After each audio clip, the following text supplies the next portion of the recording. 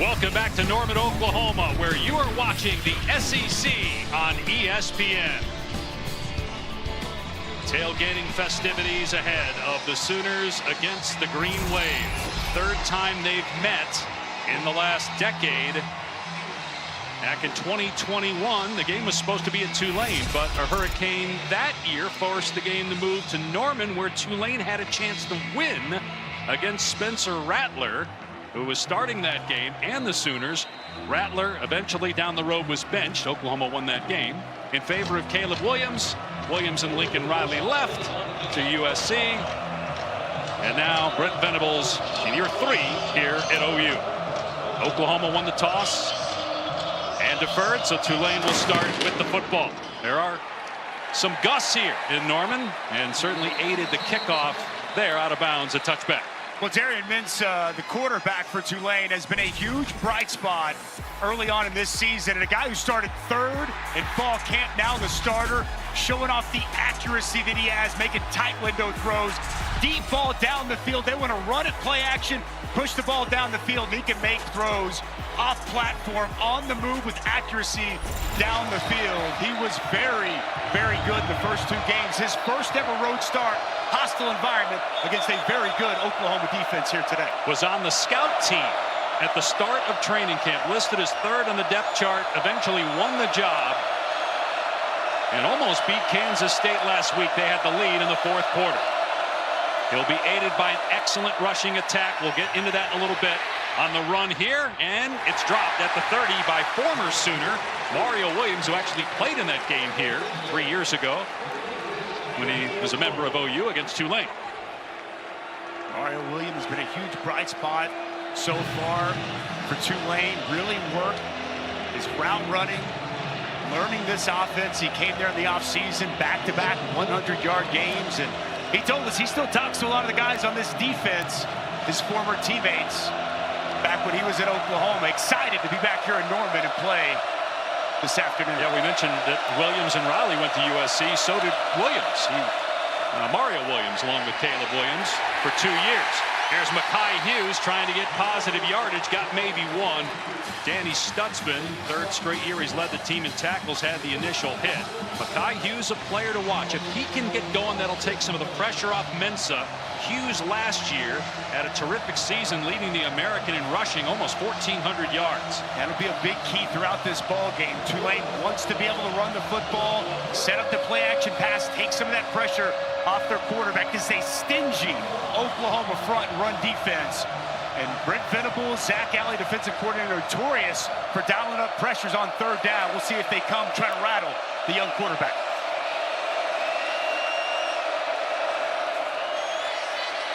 Mensa with time, everybody covered, so he dumps it off to Hughes out in space, but Hughes will be tackled short of the line to gain at the 32-yard line.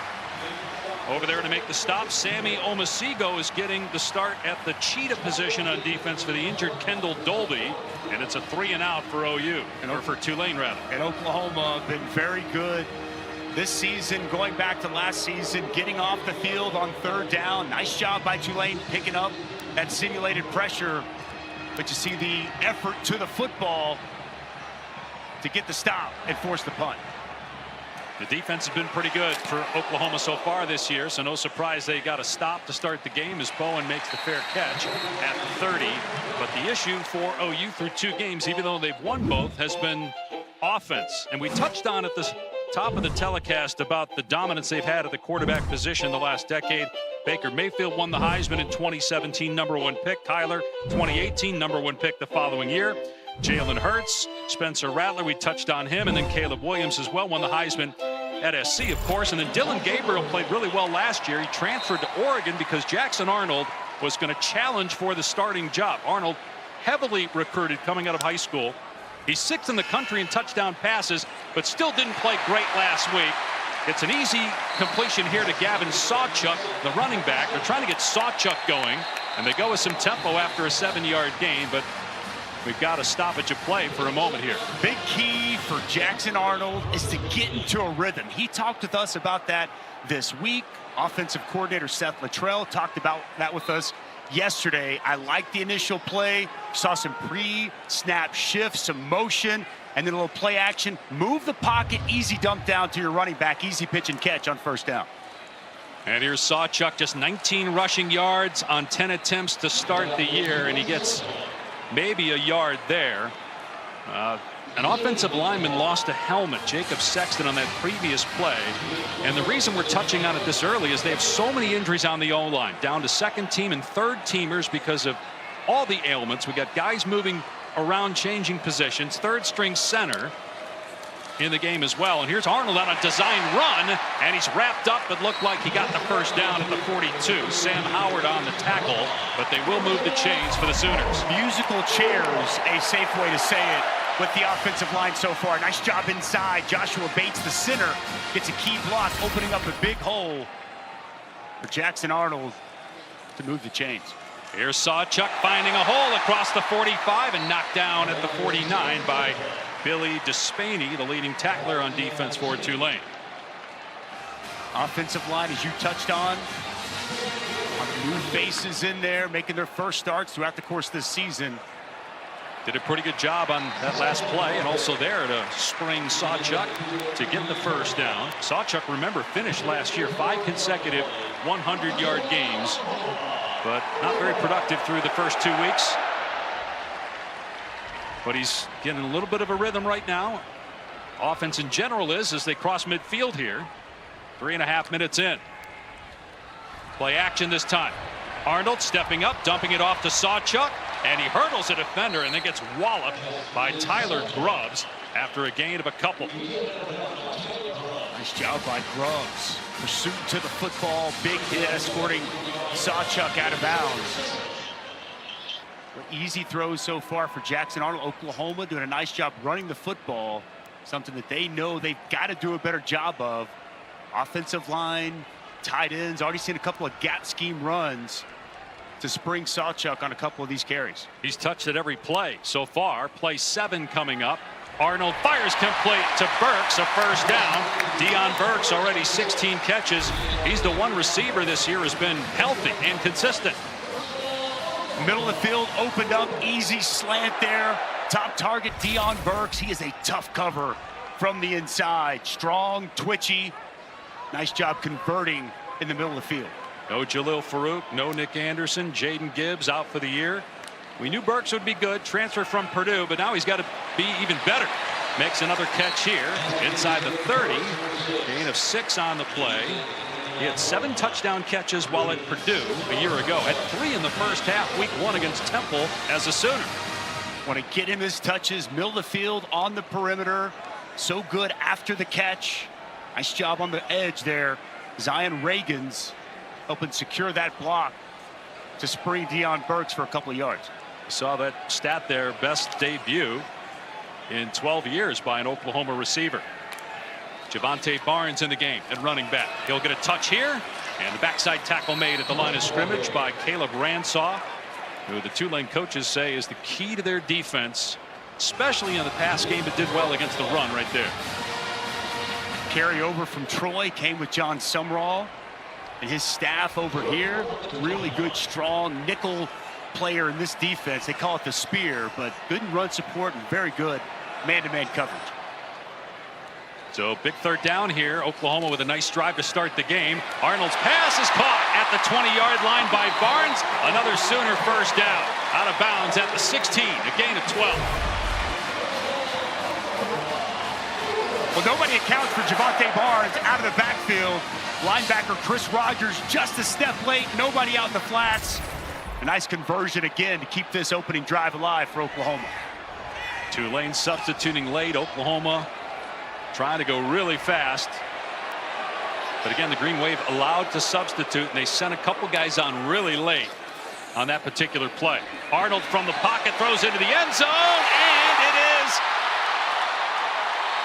it's a touchdown. What a catch!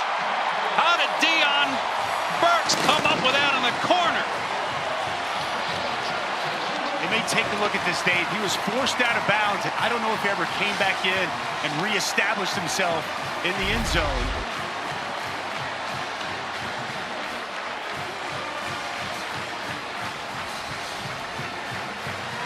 See if he goes out on his own or if he's pushed out. I don't know if he was pushed out there. If he is, then he can come back in. And as long as he lands in bounds, it's a touchdown. But if he goes out on his own, it's a penalty. And so that's what they're looking at right here.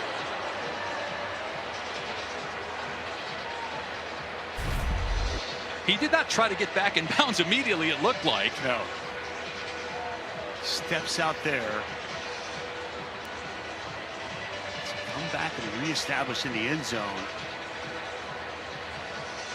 Tough to tell that look. Boy, I thought he did. Just looking at that replay there. Maybe this is a better angle here to see if he's back in.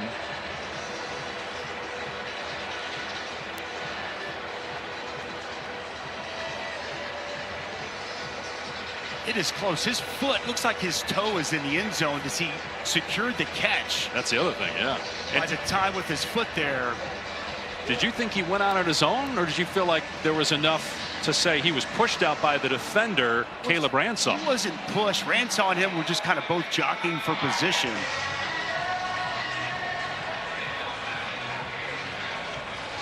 And an AAC crew here today. Boy, and again, also the thing is, the ball lands out of bounds. Is his leg down before the ball lands out of bounds? He caught the ball, but did that happen before the leg actually hit the ground? The receiver was forced out of bounds and did not return and reestablish himself prior to making the catch. This is an incomplete pass, and it is second down. Okay, so there we go. And if he would have come back into the end zone and made that catch, he's able to come back in since that Ransaw, their arm fighting, worked him out of bounds. If he comes back in the end zone, reestablishes, he can make that play. Burke's just unable to get back into the end zone. So second down, and Arnold gets popped at the 10 by Despaney. It's a pickup of 6, so third down and 4. Better job on the interior of this offensive line, getting some movement. Seen a lot of pullers so far here early, more space for both the running backs and Jackson Arnold to operate. Exactly what Seth Luttrell, Bill Beatonville, the offensive line coach, wanted to see out of this front to get this game started. Arnold 5 of 6 passing on this possession, and he'll throw it here. Over the middle, it's caught. Down to the 1 is Burks. It'll be first and goal for OU. And again, going with tempo, trying to catch Tulane off guard. The Sooners don't substitute. High snap, and Arnold in trouble, gets past one man and into the end zone for the touchdown.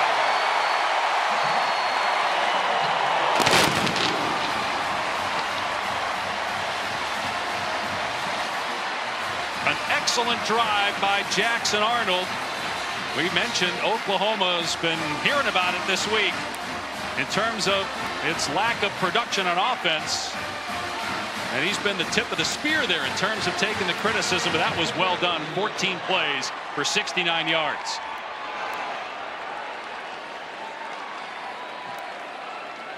Tyler Keltner, a transfer from Florida State. And East Tennessee State now the place kicker, and it's 7-0. Well, exactly the type of drive Oklahoma needed offensively. Get into a rhythm. Jackson Arnold some success. Big conversion at Deion Burks and a high snap, but it's Arnold in the end zone, and the Sooners on top early. Expected to be in the mix for that, and a lot of people thought that they would challenge Oklahoma today. They still might, but boy, the Sooner offense, which has not been uncorked in a couple games, looked a lot different on that first drive. Yes, it did, especially on third down. A down that has just plagued them so far through 2 games. 5 of 26 coming into today, 3 of 3 on that opening touchdown drive. This will be a touchback. Tulane will start on the 25. We mentioned that the highest ranked group of 5 champion gets an automatic spot. And the top 4 ranked conference champs will get first-round buys, assuming that those are all going to be Power 4 champions. You got 7 at-large teams, and who knows? I mean, you could have 5 teams from one conference that are in that at-large category. And it's neat with the first-round games now being host sites on campus for seeds 5 through 8. Big win for UNLV last night. And the group of 5 scenario, and for Memphis earlier on ESPN against Florida State. Here's Hughes off the left side, and he's only going to get 2 there. Out to the 27, Dejon Terry on the tackle. They've added size up front to this Oklahoma defensive line. They knew they had to get bigger, more physical with this transition and move to the SEC. Nice job up front. Jaden Jackson, Dejon Terry changing the line of scrimmage.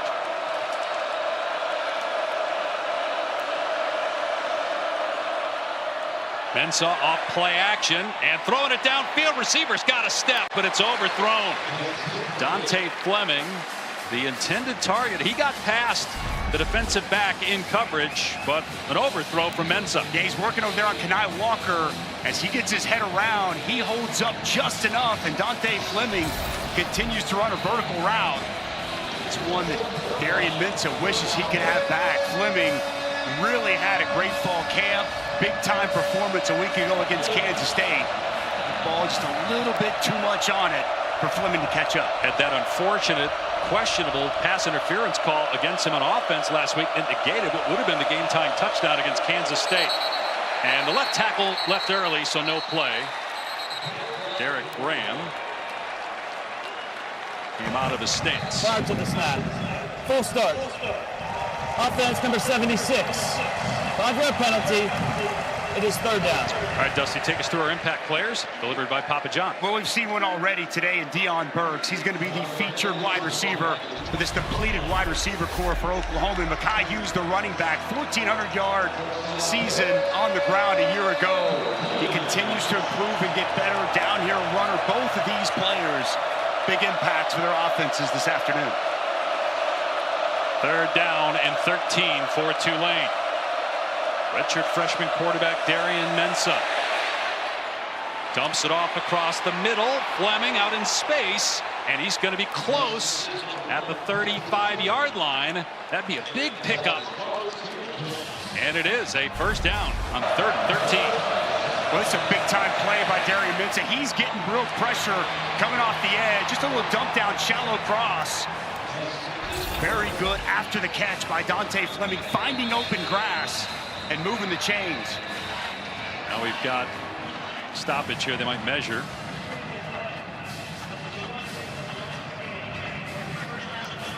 So they'll take a look at this. We've already had one play overturned by replay. So when we come back, we'll let you know whether it's first down or 4th down for the Green Wave.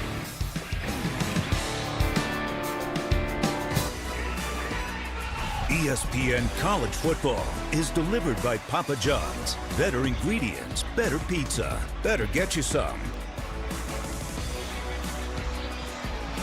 Well, a big day yesterday for Patty Gasso, the legendary coach of the Oklahoma Sooner softball team. The unveiling of her statue, 8-time national champion, 4 straight national championships. And Taylor McGregor, our sideline reporter, myself, we took our cracks at some of the OU softball pitching yesterday. Stick around, you might get a chuckle out of some of what took place, but the Oklahoma softball program has been spectacular. And Mr. Pash, we got some business at hand on the field. Yeah, so they have overturned the ruling on the field of a first down. He was well short, as you see here, by a full yard. So they've respotted. It's 4th and 1 for Tulane. They're going to go for this, Dave. They get the offense on the field. Talking with the offensive coordinator, Joe Craddock, yesterday, he said, we're not going to Norman to lay up. John Sumrall rolling the dice here early in this game. I'm surprised they're going for it this early on their side of the field.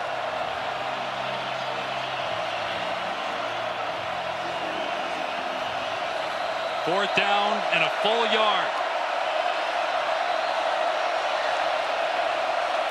Oklahoma stacking the box. Is Tulane just trying to draw OU offside here? We're not snapping this. Are they?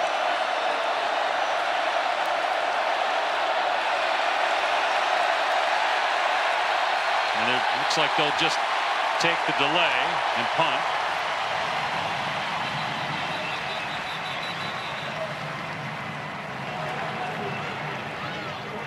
And you can hear the wind down there. It's a factor, and he'll be punting into that wind now. I don't mind the idea there, right? I mean, if you're not going to burn a timeout, might as well at least see if you can get him to jump offside. Take the delay of game. Makes a lot more sense than trying to go for it this early in the football game and give Oklahoma a short field. The interior of that Oklahoma defense has been so stingy here this year. And the way Oklahoma looked on offense that first drive, I don't know if you want to give them the short field. So Will Carroll on to punt for the second time today and the 7th time this season. Oklahoma got back there again, and it's not a good punt. Sails over the chalk marks and into the OU bench around midfield. Now a quick word from Cheez-It. Team, it's been a grind, but I think I've aged you well. Some might say perfect. Who's ready to show 'em who's the cheesiest? I woke up feeling the cheesiest, coach. Cheez-It, official sponsor of the college football playoff. Only a 26-yard punt by Tulane. Oklahoma takes over on its 43-yard line. Jackson Arnold, a magnificent opening drive. Here's Gavin Sawchuk, and he gets belted at the line of scrimmage. A huge hit by Bailey Despaney, leading tackler on this Tulane D. For Bailey Despaney, he flies downhill. Such a good physical tackler on the back end of this Tulane defense. That opening drive was exactly what Seth Luttrell, offensive coordinator, was hoping he would see from his offense. And I think a real confidence booster for Jackson Arnold, especially converting on 3rd down. Luttrell replacing Jeff Lebby, who's now the head coach at Mississippi State. Arnold to throw, has a completion to his tight end, Jake Roberts, out to the 47, gain of 4. He only had 249 yards of offense against Houston last week. Touched on the 3rd down woes, 132nd in the country coming in. 3 of 3 though on the first drive, and this is 3rd and 6.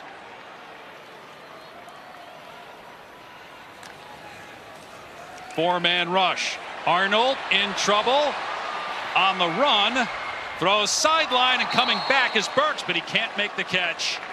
It's 4th down. Oklahoma may have also gotten away with a hold in the backfield. Logan Howland, the left tackle, trying to block Aiden Huntington, the defensive end. Got good pressure off the edge. Howland making his first ever start, just gets overpowered with a bull rush right into the lap of Jackson Arnold. Evades, gets outside. Deion Burks unable to bring in that catch. Good pass rush off the edge. A nice stop by Tulane. Give Arnold credit too, though, keeping that play going and giving Burks a chance at it. That's what the coaches want from him. Looks a lot more confident. Something I think that was in question after week 2. Fleming moving to his left and makes the fair catch around the 10. So Tulane will be backed up, trailing 7-0 here in the first. Well, as I mentioned earlier, we had a chance to go over to the beautiful softball facility, get a little hitting instruction from Ellie Parker, try to figure out if we know how to hit a softball. It started slow, but it sped up really quick. Great job and a fun afternoon hanging out with the OU softball team yesterday. We're not playing that. Get out of here. I got a hold of a couple here, Yeah! Pash. And then we had a chance, Isabella Smith, the new transfer pitcher. Well, I can tell you what, those rise balls are serious. Here's Mekhi Hughes on first down, out to about the 13. You were like Serrano in Major League. Yes. They just threw you easy pitches. You hit them out of the park, and as soon as they started with the breaking balls, you weren't very good. Straight ball, I hit very well. Curve ball, not so much. Only if you had Joe Boo. You would have been a lot better. Unfortunately, you did not participate and join us in the festivities. I embarrassed myself enough on national TV. Don't need to do it intentionally. 2nd and 7 on the 13. Mensah from the pocket. Pump fake, fires, and it's caught a little behind Fleming. But it's a first down and a gain of 18 to the 31. Well, the time was there for Mensah to stand in the pocket and deliver this pass. Pass slightly behind Dante Fleming. It's a really good adjustment. Contorting his body, coming back to that football and converting for a first down. First down for the Green Wave. They had one earlier, but it was overturned by replay. Mensah off play action and almost intercepted by Kenai Walker, who is in front of Yulkeith Brown, the wide receiver. With a break on this football by Kenai Walker. Excellent. Reading the eyes of Mensah. Jumps this route just off his fingertips. Really good vision coverage by the junior corner. Now, watching Mensah a lot, he's got his hands on his ears trying to hear the coaching staff because they can communicate to him until there's 15 seconds on the play clock. That is new this year in college football. Really hard on the road to be able to hear regardless. Hughes running to his right and knocked down after maybe a yard. Danny Stutzman, first team all Big 12 last year, preseason all SEC this year on the stop. He's gotten so good at diagnosing, blocking attacks, coming downhill. Leader of this defense, one of the best linebackers in all of college football. He's fresh off a 15-tackle performance a week ago. Really nice job getting downhill, making that play right around the line of scrimmage. 3rd and 9 at the 33.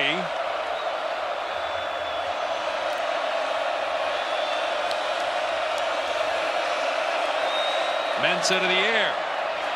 With time, everybody covered, so Mensah leaving the pocket, being chased, and stays in bounds momentarily, but then his momentum takes him out of bounds around the 33. Pressure from Grayson Halton, the reigning defensive lineman of the week in the SEC, and it's another punt for Tulane. What's the coverage down the field? Mensah bought himself some time, rolled to his left.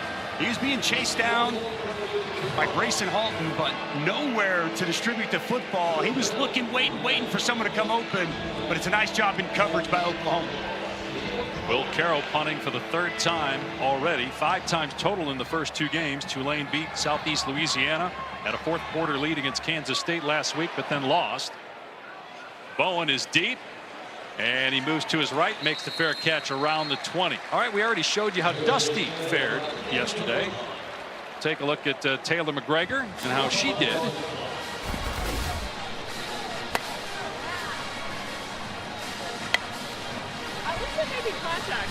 They show me missing, and they're just showing her just smacking the ball, the jump.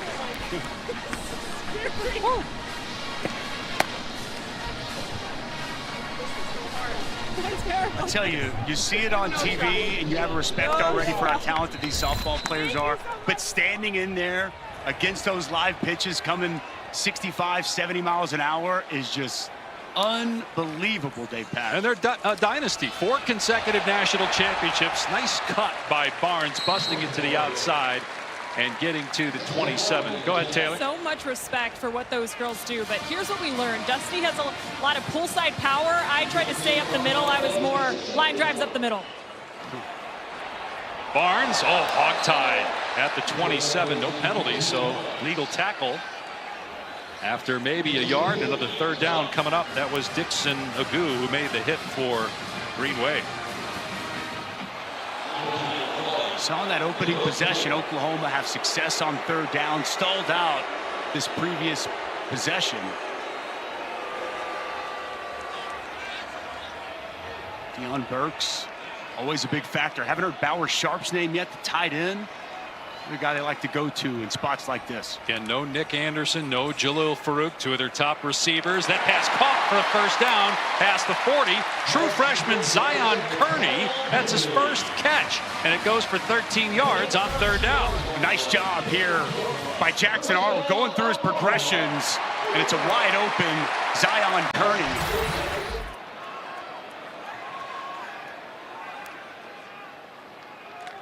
Kearney, Zion Reagans will call their names a lot today. A ton of running room. Javante Barnes on the cutback found all green and 14 more yards. Left side getting good push. Keith Azida, redshirt freshman offensive guard, Jacob Sexton. Arnold, that pass tipped at the line. He was trying to dump it off, but Jaheim Johnson, a corner, was coming off the edge and deflected that one. They are picking up the tempo, going as fast as they can off of these first downs. Trying to catch this Tulane defense on their heels as much as they possibly can. Nice job getting your hands up and getting the pass deflection on that pass.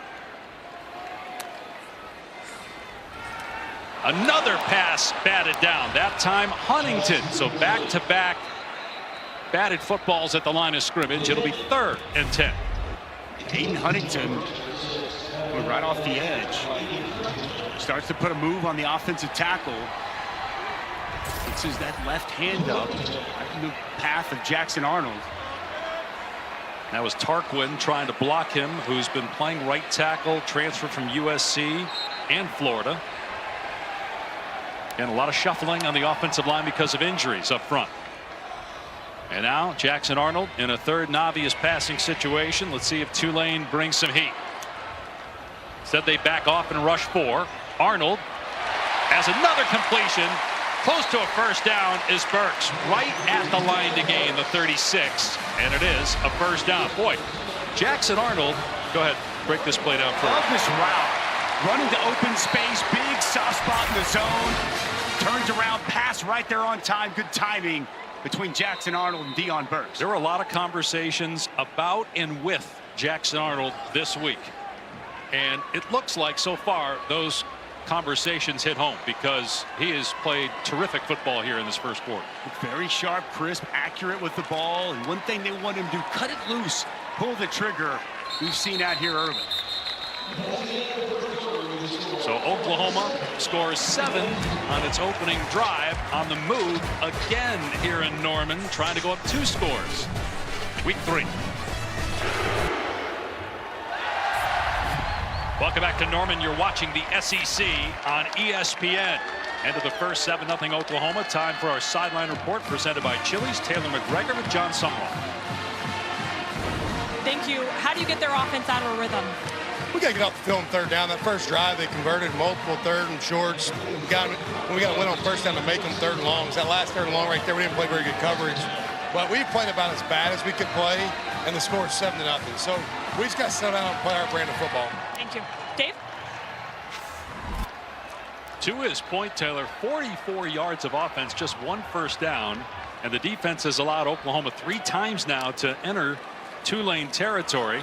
Sooners looking to pay this drive off. Barnes dragged down after a 4-yard gain at the 32. Another point that he made, getting off the field on 3rd down. Oklahoma 5 of 6 on 3rd down. As many conversions in that opening quarter as they had their first 2 games combined. So John Sumrall wanted to see that defense when they've got Oklahoma in a spot to get them off the field to get a stop.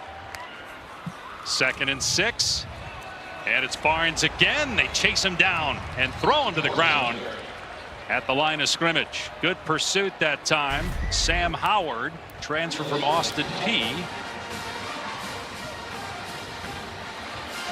An inside move, creating that penetration negative play. Backing Oklahoma up for this 3rd down. Arnold from the pocket, dumps it off, and it's dropped. That was a forward pass, so incomplete. Barnes put it on the ground, and it's 4th down. Let's see if Oklahoma tries a field goal. The Sooners will. It'll be about a 50-yarder. Jackson Arnold surveys the field. He's got a good pocket. No one open. Just throws to his check down. That's off the hands of Javante Barnes. Wind at the back here, Dave. Feel good about where they're out on the field to try this field goal. Tyler Keltner made a 50-yarder already this season. This will be right at 50 again.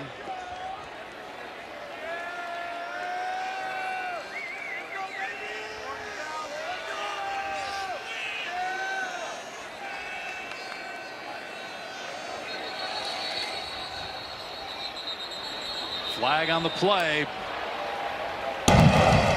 Prior to the snap, delay. Wow. Offense. 5-yard penalty. 4th down.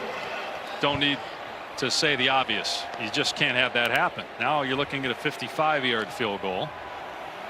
And let's see if Brent Venables changes his mind on what he wants to do. It looks like he's going to punt it now.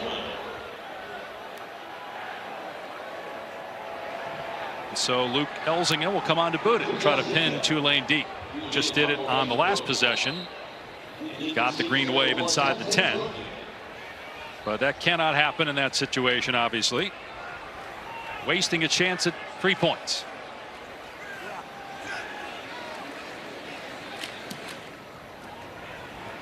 Elzinga has the wind at his back, and boy, that was awfully close to going in the end zone. They haven't signaled yet, but Tulane's going to be starting inside the 5. Jaden Hardy was down there first for OU as we go to the studio and Matt. All right, gentlemen, good afternoon. Game-tying field goal on the line for Alex Herrera after LSU came back. It is just to the left of the upright. LSU comes back to win in Columbia, 36-33.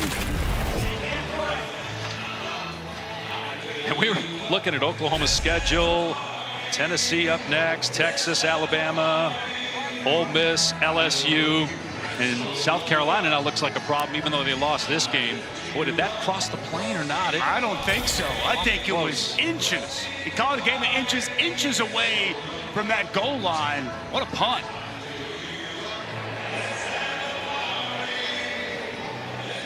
They'll spot the ball at the 5-yard line. On first down so far, Tulane has run 4 plays and has a total of 5 yards. You heard John Summerall talking to Taylor earlier about needing to help their young quarterback, and that starts with the run game. Mekhi Hughes has been totally shut down so far in this game. Got to find a way to get him going. They have a veteran offensive line. They lack size, but they are physical. They are scrappy. Felt really good about the way they ran the football. Had some chunk runs against Kansas State. Knew coming into this ball game, running the ball, possessing it, shrinking this football game would be a real key. And just getting Mekhi Hughes involved, both on the ground, catching the football on the field, not been a factor to this point. Got to think Joe Craddock, the offensive coordinator, going to look for ways to have Hughes make his mark on this football game.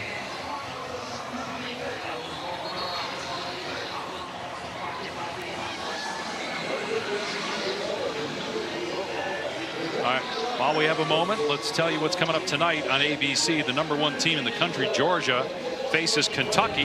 Find live sports with where to watch only on the ESPN app and ESPN.com. The ultimate viewing guide to live sports. See if the Wildcats can bounce back after getting trounced by South Carolina last week. That was a shocker last week. Brock Vandagriff was completely thrown off, and boy, that Georgia defense and offense, such a complete football team. Intriguing to see how they fare on the road tonight in Lexington. Not sure what the stoppage was for. They were not reviewing it at that point. They'd already made the decision that the ball did not cross the plate, and it was first down on the 5. Here's the backup running back, Arnold Barnes III, getting just his 12th carry of the year. And it was Stutzman in there first for Oklahoma with the hit. So quick downhill, identifying these run schemes. Just watched him grow and grow over these last couple of years as a player. Really playing the linebacker spot at a high level. 2nd and 7 on the 8. It'll be Barnes again. And again, Stutzman flagged down. Tackle made at the 12.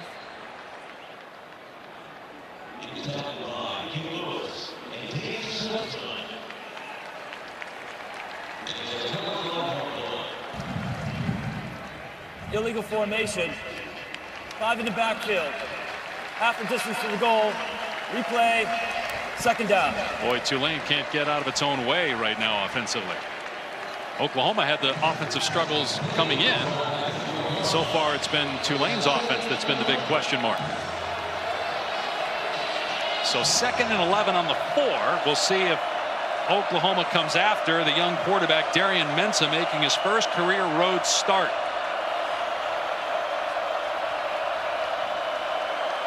Started training camp 3rd on the depth chart, but he won the job handily according to the coaches.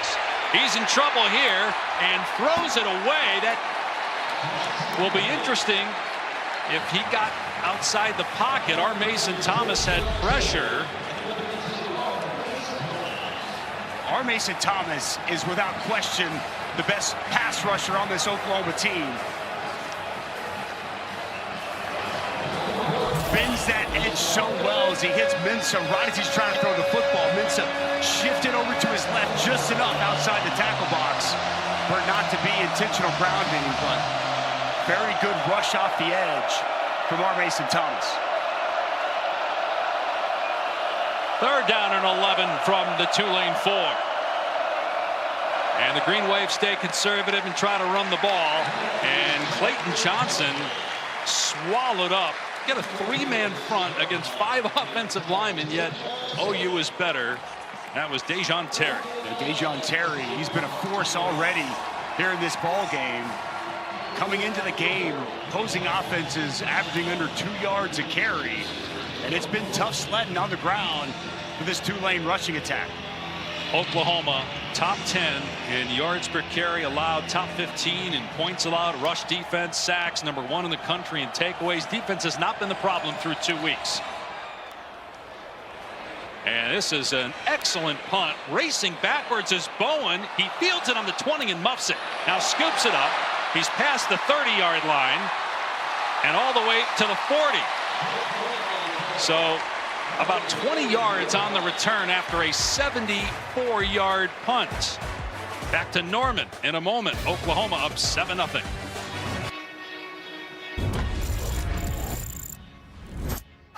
Let's go, boys.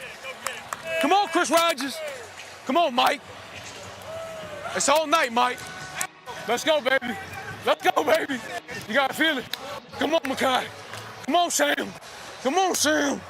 It's all day, 60 minutes. Exercise. Tough.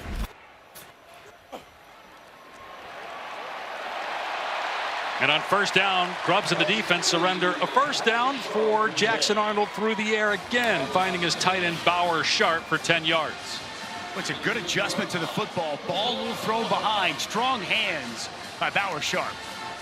And Oklahoma going really quickly. Here's Barnes trying to get through the gap. Instead gets slammed down by Chris Rogers. Tyler Grubbs, by the way, he's got the green dot. You're going to hear that a lot this year on his helmet. That means he is the one player on defense that the coaches can communicate with.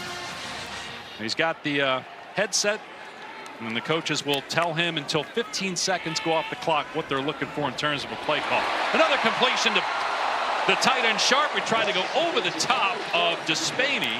It's a 1st down, a gain of 16. With a lot of space in the middle of the field, and it's a really good find by Bauer Sharp. Grubbs late to diagnose and get over. An easy 1st down. Back to the rushing attack. And Barnes to the 30-yard line, so just a couple there for Javonte Barnes. Missed a handful of games last year due to injury.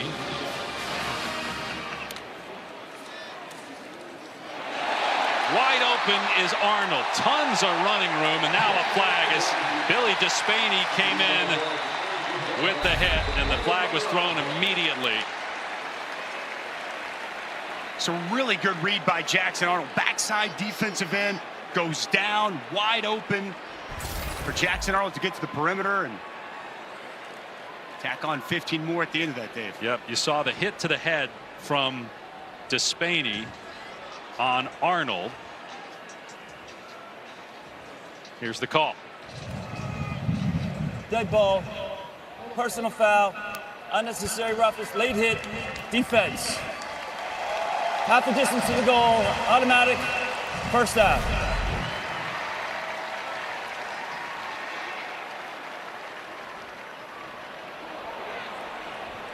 That forearm got Jackson Arnold in the head as Arnold goes into the slide, gives himself up.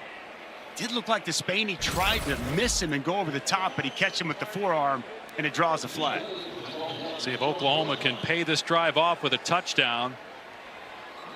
They have dominated time of possession and total offense, but just 7 points to show for it.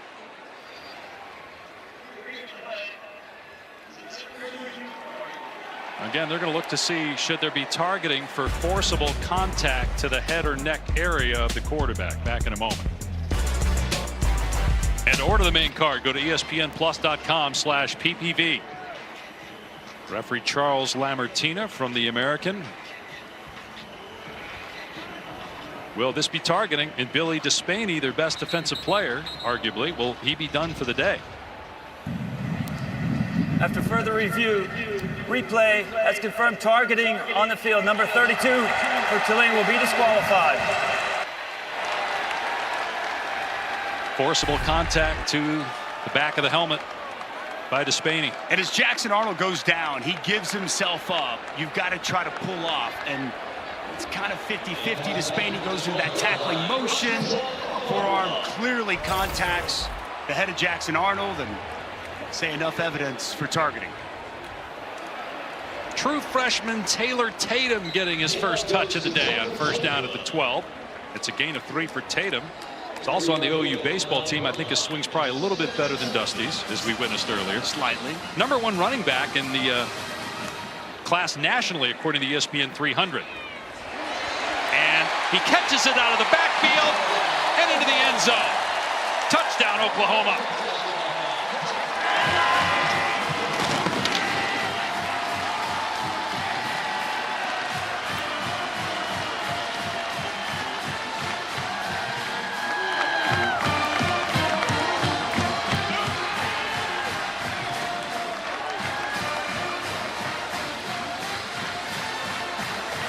Jackson Arnold with his 7th touchdown pass of the season. He's looked like a different guy here in the first half of the Sooners. Tatum with his first 2 touches of the day, a rush and then a reception for the score.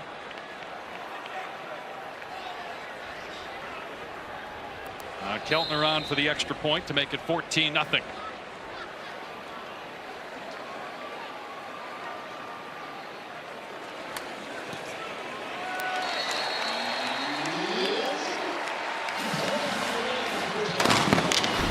Well, Seth Luttrell wants to go a little 2-back action.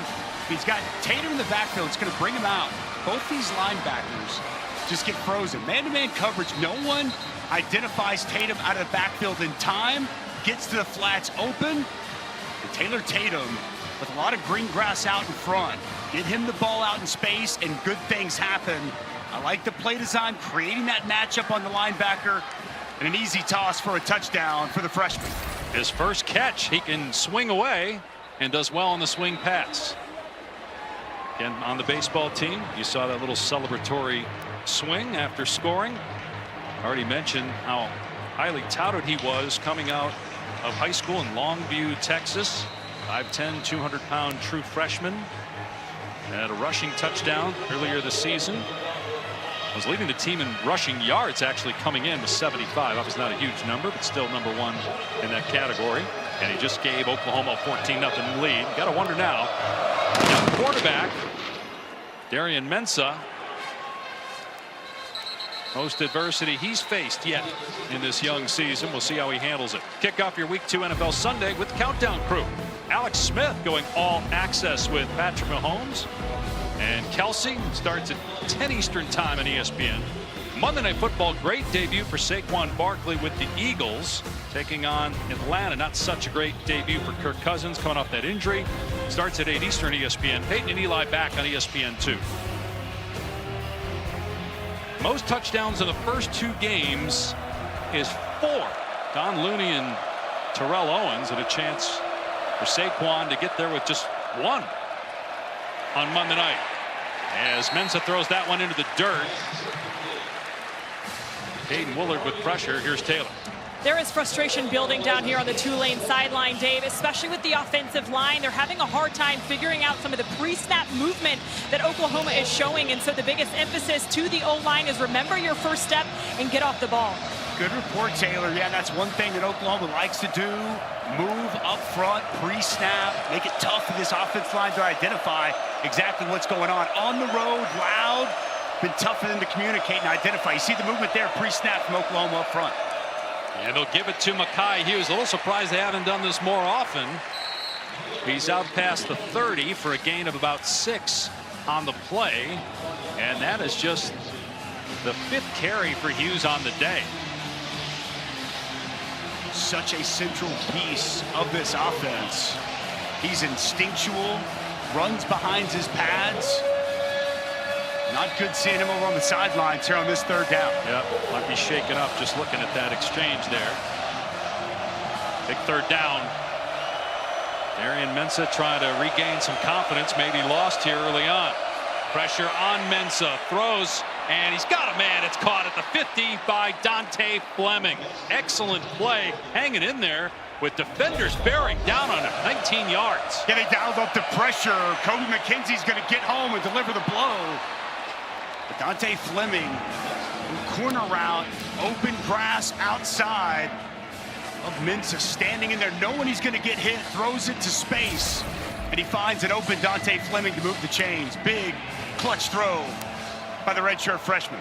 When they decided to go with Mensah at quarterback, they had Ty Thompson and Kai Horton battling early on for the starting job. Mensah won the position. All the coaches, as they run it here with Clayton Johnson for a couple, all the coaches, when they were polled in the meeting room, when asked who should be the starter, they all said Mensah. John Summerall said, well, what are we waiting for? Let's go ahead and make the move.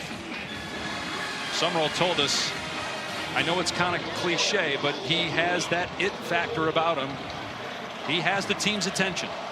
They said he just showed up every single day, continued to work, and anytime he got opportunities, he made the most of it. And he's leading this football team now. Off play action. Mensah fires complete inside the 40-yard line to Clayton Johnson, drilled out of bounds at the 37, but it's a 1st down.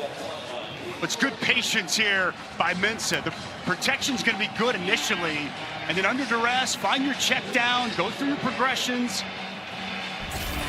Nice job by Darian Mensah after the big 3rd down conversion, just showing some patience, showing some poise, and converting another 1st down. Redshirted last year, was behind Michael Pratt. Kai Horton started a handful of games last year when Pratt was injured. Clayton Johnson catching the pitch and getting absolutely lit up by Stutzman. Wow, Clayton Johnson a little shaken up, perhaps shaking his head to be checking again with Taylor. Dave, talking about the leadership of Mensah, I've been watching him on the sideline, talks a lot to his receivers in game, especially right after the series, the different things they're seeing, trying to iron out the kinks, and that leadership begins with him.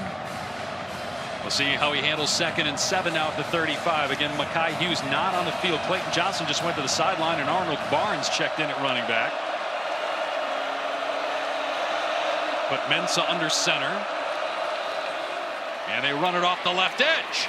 And a nice tackle in the open field by Stutzman, cutting down Barnes at the 31. No gain. Check that gain of 4, 3rd down. Running behind tight end Alex Bauman, known more for his ability to catch the football, use him as a blocker. And you want to talk about a shoestring tackle there by Danny Stutzman. A lot of green grass out in front there for Mekhi Hughes. 4th down territory here for Tulane? Yes, absolutely. 3rd and 3 at the 31. Again, it's Arnold Barnes the 3rd as the running back, with Hughes, the leading rusher in the American last year, on the sideline. Mensah again under center. They're going to run it. Barnes trying to find a hole, and close to the marker at the 28. Looks like he has it. Halton made the hit. It's a 1st down for the Green Wave. Nice physical run by Barnes. Zone it off to the right. Quality movement. Shad Green getting up to the next level. And for the first time all day, this Tulane offense starting to find their rhythm.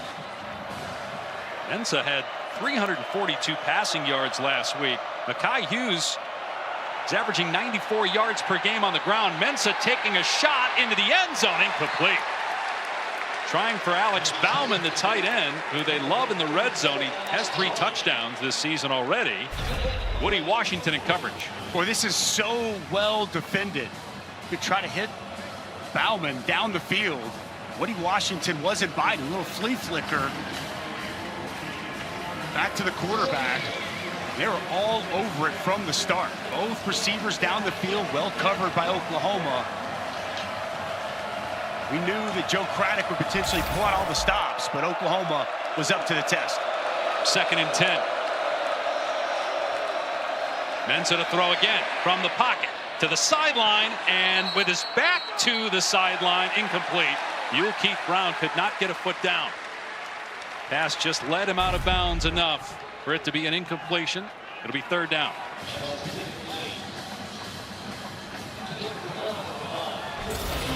Seemed like Keith Brown had a little space on the edge, but properly pointed out, couldn't get his feet in, couldn't complete the process of that catch. See if Oklahoma decides to heat up. Darian Mensa been much better on this drive for the Green Wave. Checking at the line of scrimmage.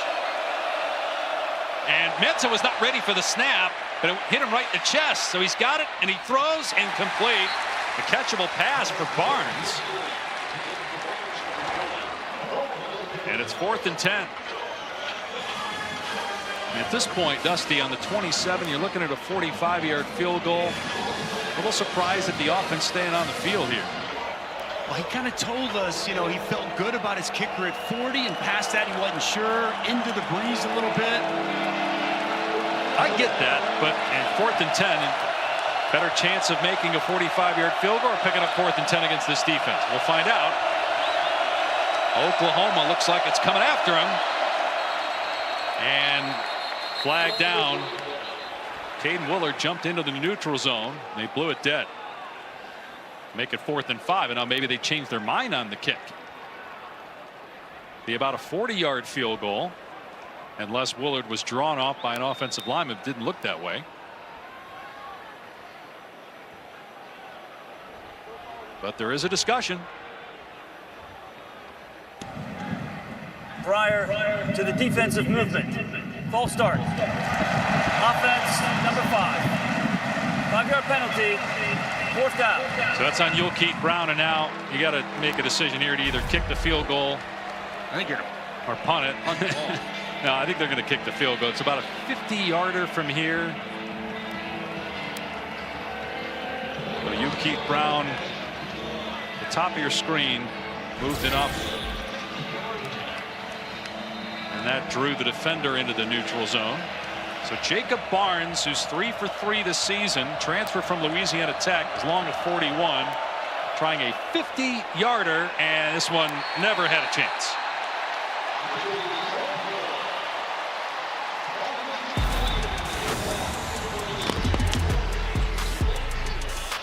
So Tulane with a good drive, but penalty put him out of field goal range. Matt's got a little more juice today. I wonder if it's because of ASU being 3-0. He was on the call for that against Texas State. Good game on Thursday. A lot of people were wondering about Jackson Arnold, and he is putting his critics to sleep today as he runs to the 20-yard line. A gain of 50. He's already got a rushing touchdown and a passing touchdown in the first half. Well, once again, another good read. As coming off the edge, no one there. Michael runs, comes inside the corner, gets caught inside, and it's a foot race on the sidelines. And a huge gain for Jackson Arnold. And they're in the red zone again, looking to add to a 14-0 lead. That pass off target, incomplete. Intended for Kearney, a rare mistake made by Jackson Arnold so far in this game. Gatorade National Player of the Year in high school 2 years ago. He was the backup to Dylan Gabriel last year. Gabriel now at Oregon. Arnold had 5 drop passes last week in the close win against Houston. Also sacked 5 times. Going to run it again here. And spun forward to the 13-yard line. 7 more yards on the ground for Arnold. Good blocking inside. Babechi Weewu on the pool. Jake Roberts, the senior tight end. Nice hole opening up inside. But Jackson Arnold really putting his imprint on this game on the ground. And Tulane needs a stop. 3rd and 3. Here's Tatum, first down, inside the 10, down to the 5. Giving it to the true freshman again here near the goal line. Fresh set of downs for the Sooners. The offensive line doing a much better job this time. The right side. Weewu Tark with a double team up to the linebacker, and the jump cut in the open space from Taylor Tatum. Nearing 4 minutes to play till halftime. 14-0. Arnold again with the keep. Arnold down to the 1. Tackled by Jalen Geiger. 2nd and goal.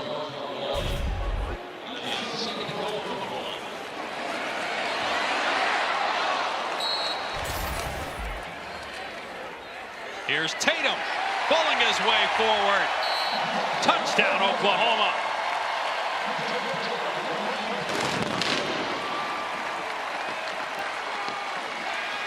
Back-to-back touchdowns for Tatum. One as a receiver, now as a runner, and it's 20-0. Inside, just continued good push, hat on a hat.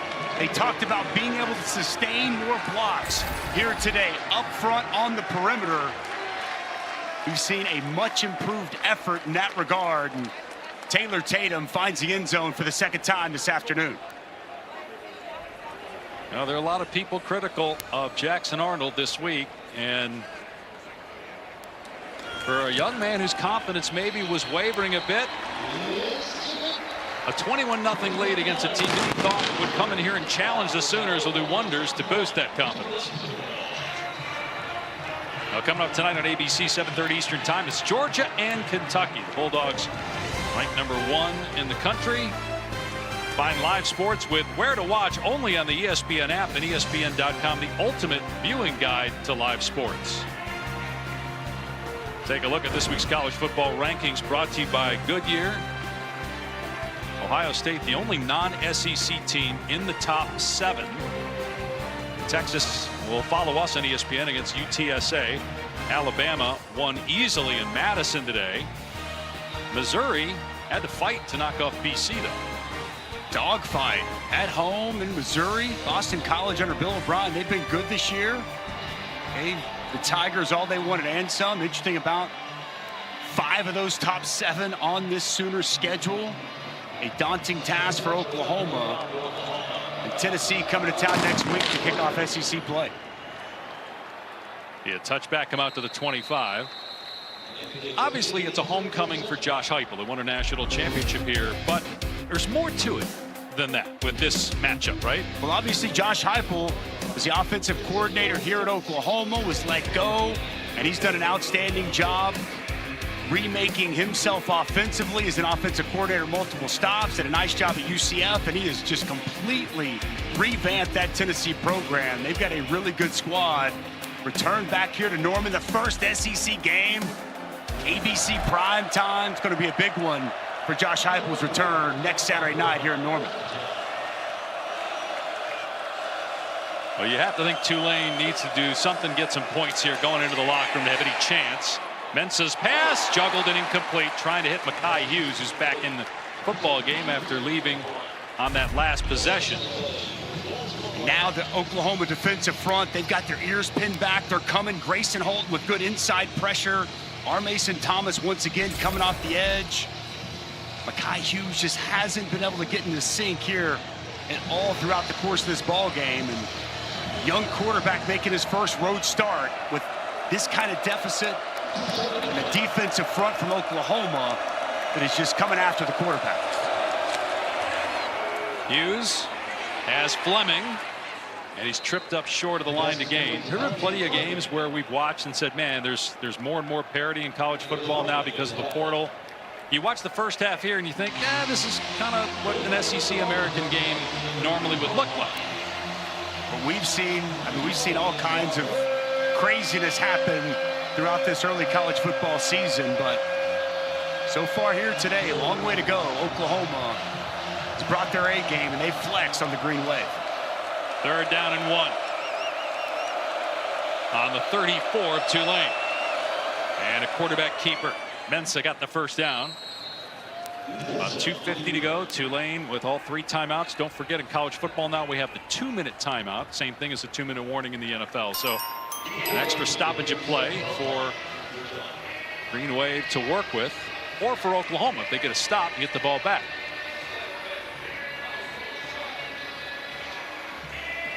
No hurry here from Tulane, taking a lot of time. Oklahoma had an opportunity to substitute there, so the official would not come off the football to allow Tulane to snap it. Mensah with time, surveying, throwing high, incomplete. Tried to hit Fleming, had to layer it over a defender. It's Billy Bowman in the middle of that field. The outstanding senior safety. Vision on the quarterback, zone coverage. Nice break on that football. Dante Fleming unable to bring it in. Haven't called Billy Bowman's name much here this afternoon. One of the best safeties in all of college football with a nice play on first down. 2:10 on the clock. 2nd and 10.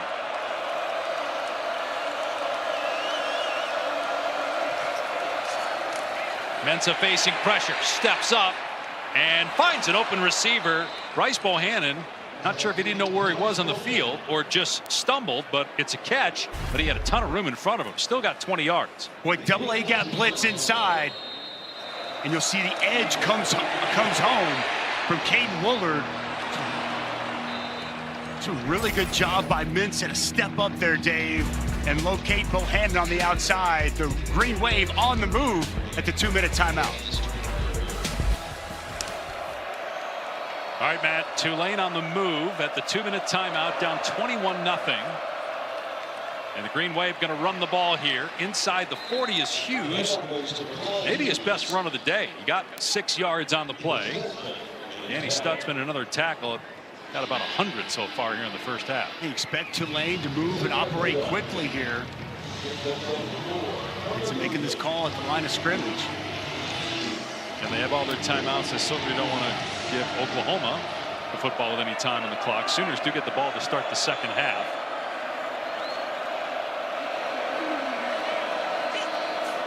Mensah to the air. Pressure up the middle. Mensah off his back foot. Throws high. Tried for Fleming. Flag down to the secondary.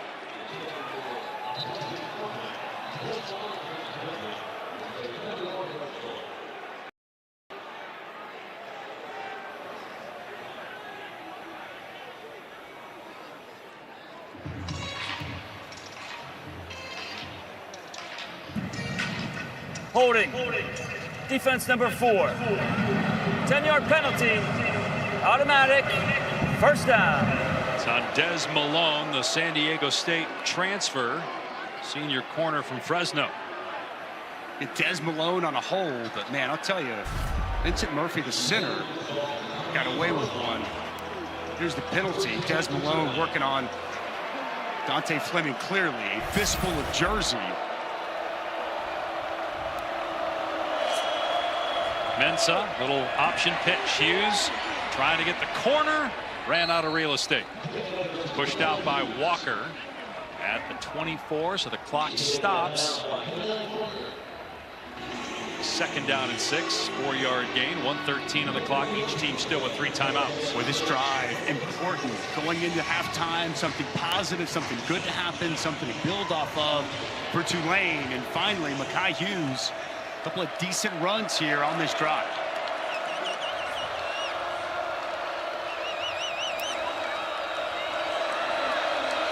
Will Keith Brown, the wide receiver, you just saw him shift into the backfield. That's Hughes leaving the backfield. And now Mensah throwing, and a little off target, incomplete. Williams trying to adjust to make the catch.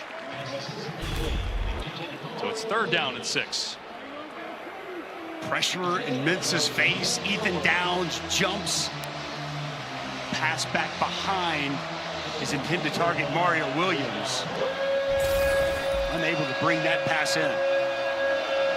Have to think 4-down territory for John Summerall's team.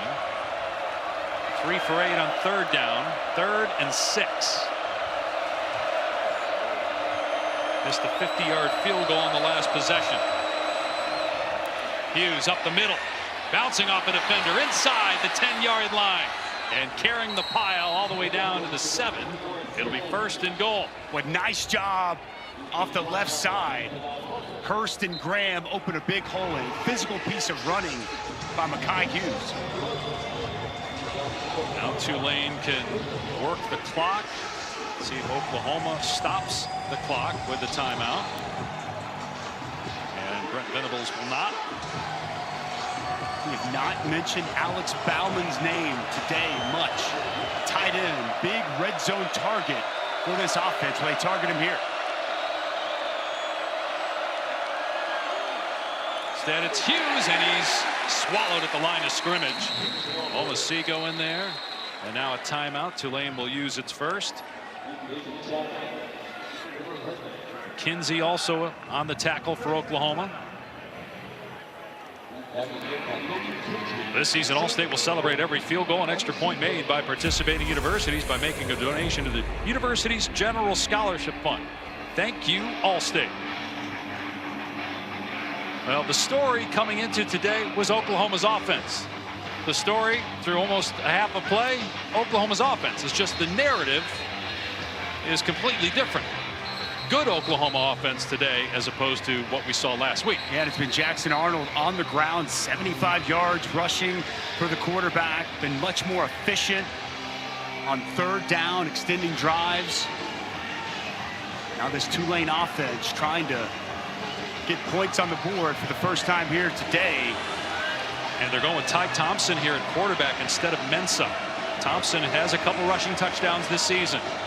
Of the quarterback run game with Ty Thompson. We've seen him inserted for these first couple of weeks in the red zone.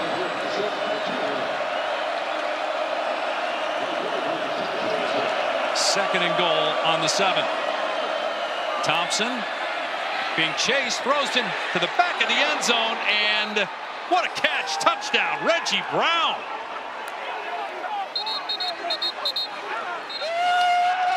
A huge score for Tulane here at the end of the half.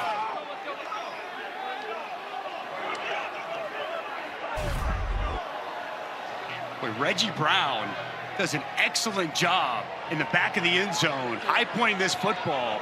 And Ty Thompson typically coming in as a runner. Will play action, put it in his hands as he moves to the right, just over the hands of Billy Bowman. And what a catch in the back of the end zone by Reggie Brown. We kind of felt that was a gotta-have-it score. I'm sure John Summerall felt the same way. You're back in the game, down 2 scores. Oklahoma does get the ball to start the second half, but maybe that will provide a spark for a Tulane team that, again, had the lead in the fourth quarter against Kansas State. We saw what the Wildcats did to Arizona last night. Boy, I don't know that I've ever seen that. A line drive kick that goes under the crossbar. Ethan Head. That might be a first. You've been doing this for a long time. I didn't know there was a first for anything for you, Dave Pash. Pretty clear to say you mishit that one. Didn't look like it was deflected. Good hold. He just missed it.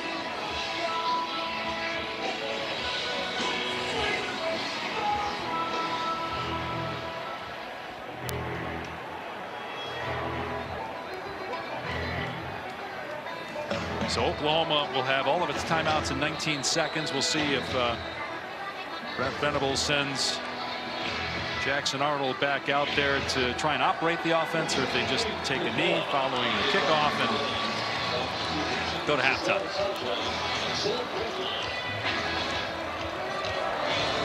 Ethan Head, much better kick. Touchback, it will come out to the 25. So we were talking a little bit earlier about how it's completely different offensively for Oklahoma this week compared to what we've seen certainly last week. Why? What's the biggest difference? What's unique here? I think they've had the better ability to run the football. I think that's the one thing that they needed to do. The offensive line settled in. They're playing much better. Jackson Arnold's been more comfortable converting on third down, throwing it. We've obviously seen him make some big plays with his legs, but I think it all comes back to Oklahoma's ability convert on third down, extend drives, and run the ball much more effectively. A huge confidence boost to Jackson Arnold as he's over the football just to take a knee and go to the locker room. Still some work to do for the Sooners. All in all, pretty darn good half for the home team, leading 21-6 at intermission.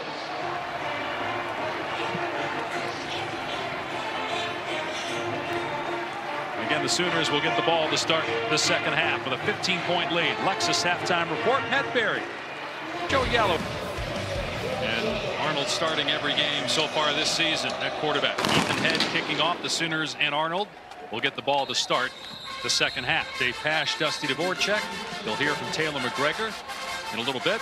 Well, Dusty, last week against Houston, the second half offensively was the problem for Oklahoma. How do they change their fortunes here today? We'll continue to keep doing what got them the good fortunes in the first half. Thought they blocked better up front. Thought they ran the football more effectively. And a big key, always convert on third down. 6 of 8 in that first half. More third down conversions in that first half than they had the first 2 games combined. When you can extend drives and keep things going, good things are going to happen for you offensively. Tulane, meanwhile, needs a stop, and they get a stop on first down anyway as Barnes is spun down for no gain. Brent Venables talked with Taylor McGregor moments ago. As far as the defense, what message changed after Tulane's last drive there? Well, again, the last 2 drives, there were 2 12-play drives, and we've let them nickel and dime. We've been slightly out of position in both the throwing and the run game, and we allowed them to get back into the game here and had a chance to again step on their throat. And so again, we got a good ball game, and we had to start out the third quarter the way we started the game out and just get into a rhythm on defense and not let. Again, a lot of little yardage here and there, run the game, knocking the pile forward, and giving them outlets. We got to clean some stuff up. Thanks, Coach. Dave? Can somebody get Coach Venables a lozenge, maybe, especially for the long answer there?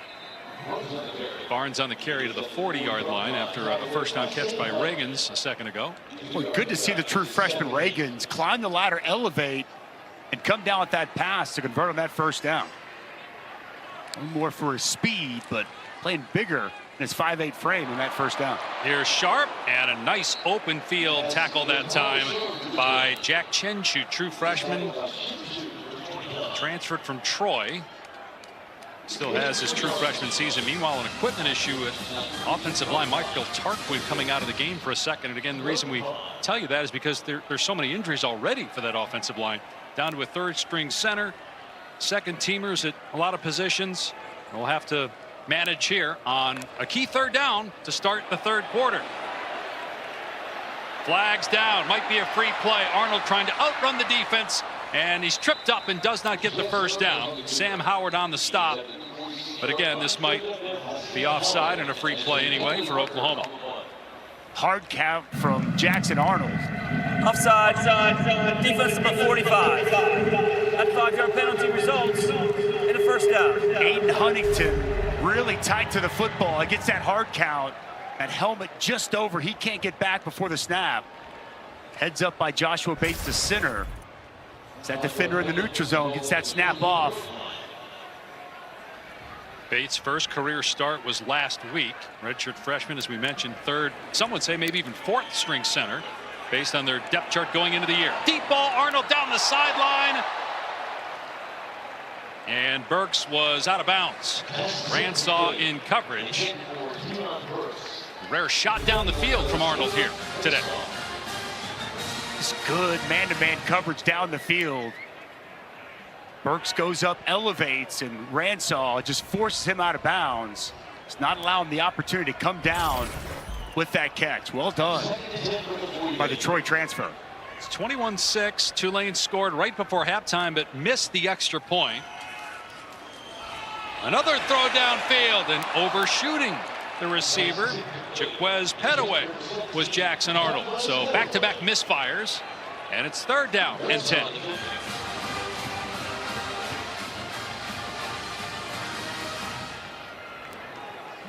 So much hype surrounding Jackson Arnold when he came out of high school in Denton, Texas, where he was the National Player of the Year. And when Dylan Gabriel left and decided to transfer to Oregon, the Sooners figured they were in good hands, and they still might be, as Arnold pump fakes and runs and gets the first down and more. Again, Jackson Arnold, a real threat today running the ball. He's closing in on 100 rushing yards after going for 17 there.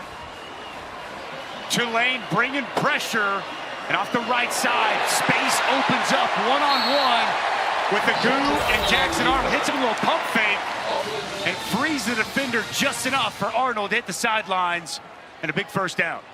Looks so much more comfortable today running the offense. They won last week, beat Houston, but it was 16-12, and they did not score in their final 8 possessions of that game. Offensively, they did get a safety. Here's Barnes straight ahead. It's a first down, a pickup of close to 12. Boy, a really physical block. Bauer sharp, tight end insert. Nice hole inside. Downhill running from Javonte Barnes. It's been the biggest difference for me. You go back and look at Houston. They just run the football. They've gotten more movement, more space for both Jackson Arnold and these running backs to operate in the run game. So first down on the 22 of Tulane. They have lived in the red zone today. Deion Burks inside the 15. First down Oklahoma at the 11. The Purdue transfer picks up 11. The Purdue transfer elevates, goes up and gets this football, and it's good blocking outside by 6'4" J.J. Hester to allow Deion Burks to get back inside. Barnes running it here inside the 10. They can get a first down before the end zone. Pickup of a couple. And Tulane get a stop. They've really not been able to in this game yet. Not been able to force any turnovers. As Joshua Bates a little slow to get up there. Can't afford to lose him. 11th play of the drive coming up here for the Sooners.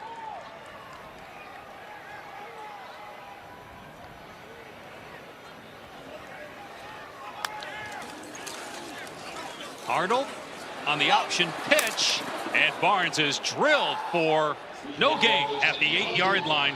Sam Howard and Kevin Adams, who replaced Bailey Despaney. Despaney was ejected for targeting in the first half. Well, Sam Howard, excellent pursuit on the speed option. Nowhere for Barnes to go with the football. Also in there, Kevin Adams, the third. Really well defended on the perimeter by Tulane. And Dusty, they bring in Taylor Tatum, who scored twice today, both times inside the 10-yard line. See if they give it to him or throw it to him on 3rd down and 7 at the Tulane 8-yard line. Arnold instead looking the other way, hit in the backfield and sacked by Patrick Jenkins. First time we've called his name. He's the best defensive lineman on Tulane. That's a big sack to force a field goal attempt. It's good coverage outside. Jackson Arnold looking to his left, allows Patrick Jenkins just enough time to work on the interior.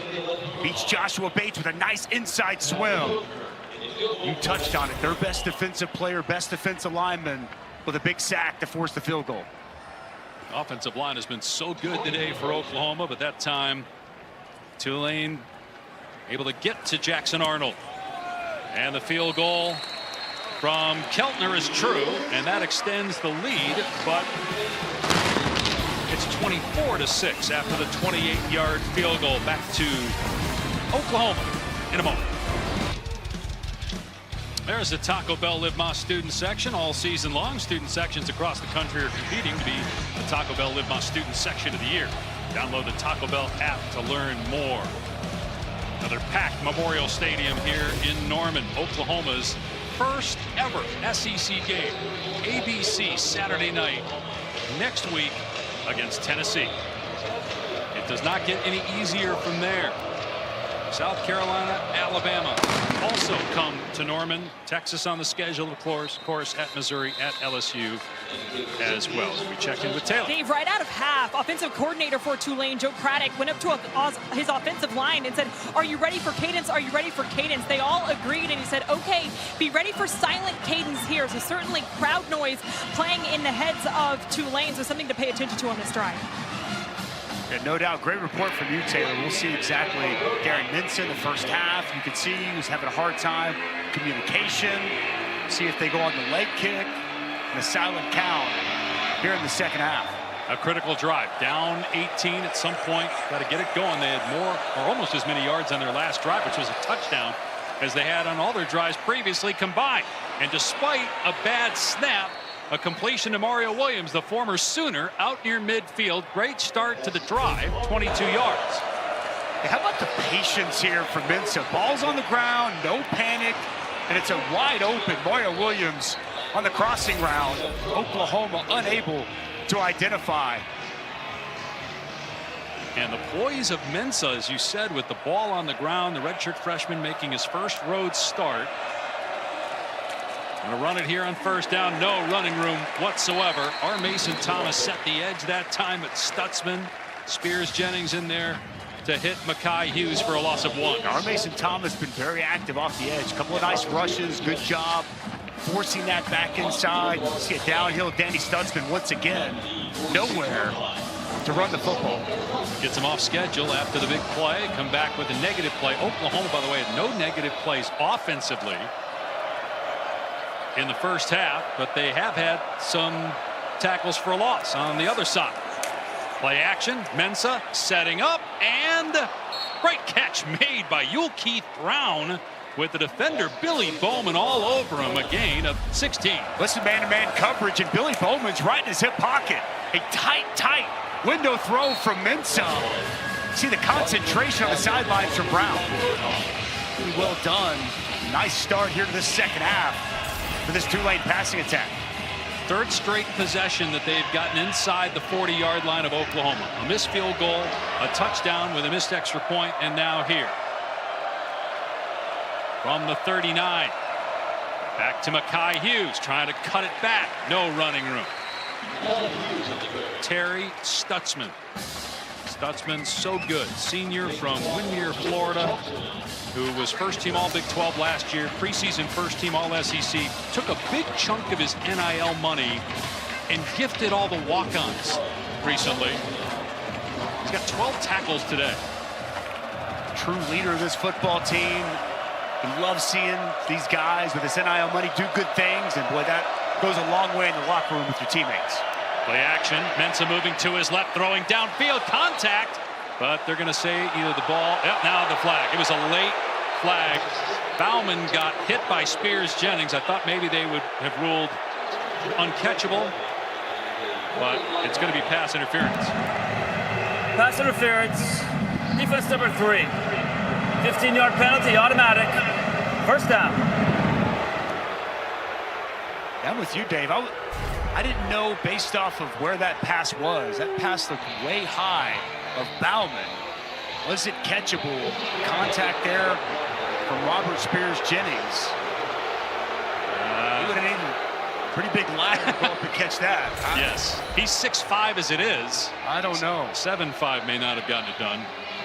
The groan from the crowd, understandably so. That pass several feet above the head of the big tight end. So first down inside the 25-yard line.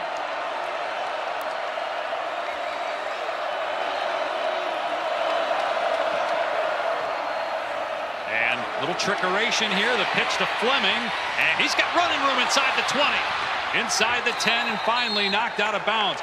Boy, it looked initially like he may gain nothing, and he turned on the burners and picked up 19. Bauman is the key block. You're going to see him reverse out, turn around, and really secure a key block to help spring Fleming on the perimeter. Good design and a nice block of Bauman on Billy Bowman. Again, Fleming showing off the speed. First and goal on the 5. 6.5 to play in the third quarter. The Tulane offense took a while to get on track. 3 straight good drives, though, for the Green Wave. Pressure off the edge. It's picked up. Mensah with a long throw and a good tackle on Arnold Barnes. Des Malone over there, and that's a loss. Couple yards setback there for Tulane.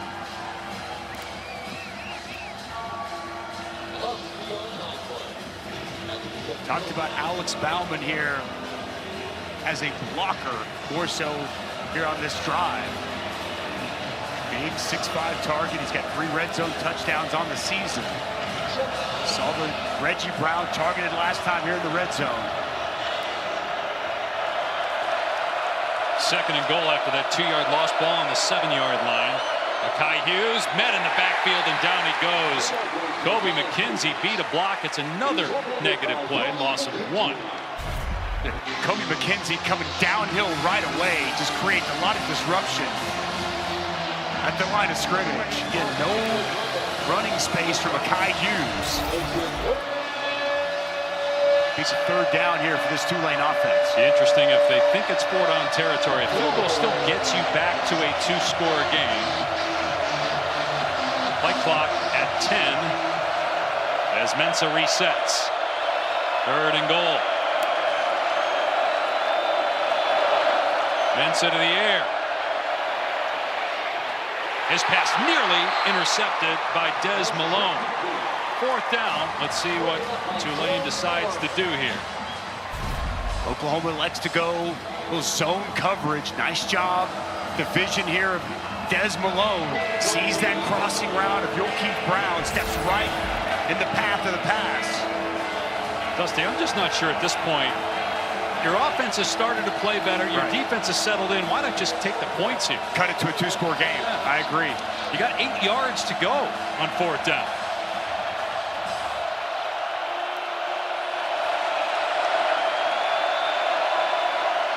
They fake the reverse. Mensah on the boot, finds Hughes. Can he get to the end zone? It's close. He got hit, and he got across. Touchdown, Tulane.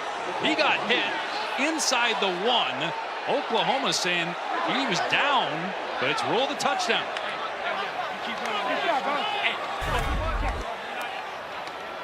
Boy, it is going to be very close. Mekhi Hughes out of the backfield. Get the ball in his hands. Have a great look at it here.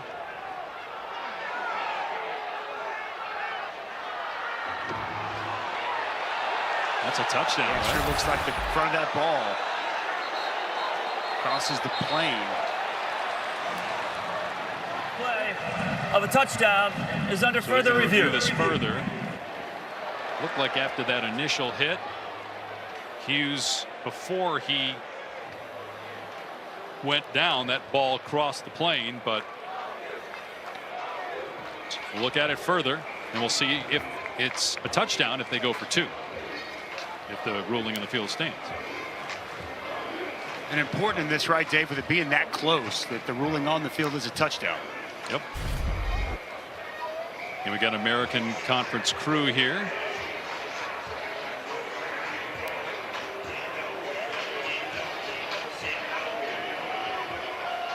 I think the problem is going to be that if you the angle we showed you from the pylon was the best angle, and can you tell that the ball for certain, beyond all doubt, did not cross the front end of that goal line? And it's got to be indisputable video evidence beyond all doubt. And best view right here, Dave. Where's the ball when that shoulder comes down? I mean, it is right on it.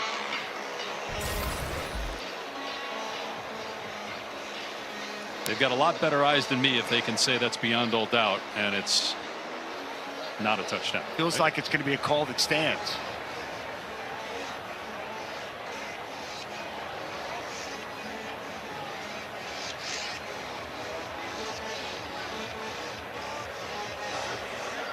After further review, the ruling on the field stands. It is a touchdown. And now let's see here. Do they go for 2? Now they're going to kick the extra point. And we remember the extra point in the first half that went under the crossbar, but they're going to send Ethan Head back out there again.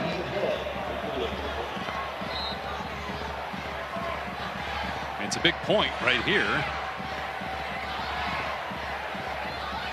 2-score game, but you'd only need a field goal and a touchdown as opposed to 2 touchdowns. And the kick is good. So it's an 11-point game. Plenty of time left. 4:45 to go in the 3rd quarter. Darian Mensah with a touchdown pass. Mekhi Hughes, very good runner last year. Become a very good pass catcher this year. Welcome back to Norman, Oklahoma. ESPN supports the College Football Playoff Foundation's Extra Yard for Teachers Week each year to celebrate great teachers across the country who've inspired so many of us. Nominate a great teacher in your community by visiting cfpfoundation.org. That's Gentry Williams, who's out due to injury, but big impact in his life has been fundamentals of technology teacher Lisa Stovall at Booker T. Washington High School in Tulsa. Gentry said recently that Mrs. Stovall's always been supportive of him, even when it was outside of class and he underwent ACL surgery. Also said that he didn't know much about computers before he attended her class, but she was incredibly effective as a teacher, helping him get prepared for the coding classes he took at OU. Be a touchback, and Oklahoma will start on the 25-yard line. Here are the featured college football games on ESPN Plus tonight at 6 p.m. Eastern time. So right literally this second. Virginia Tech, no DU. NC Central taking on North Carolina. Vanderbilt. Could the Commodores stay unbeaten?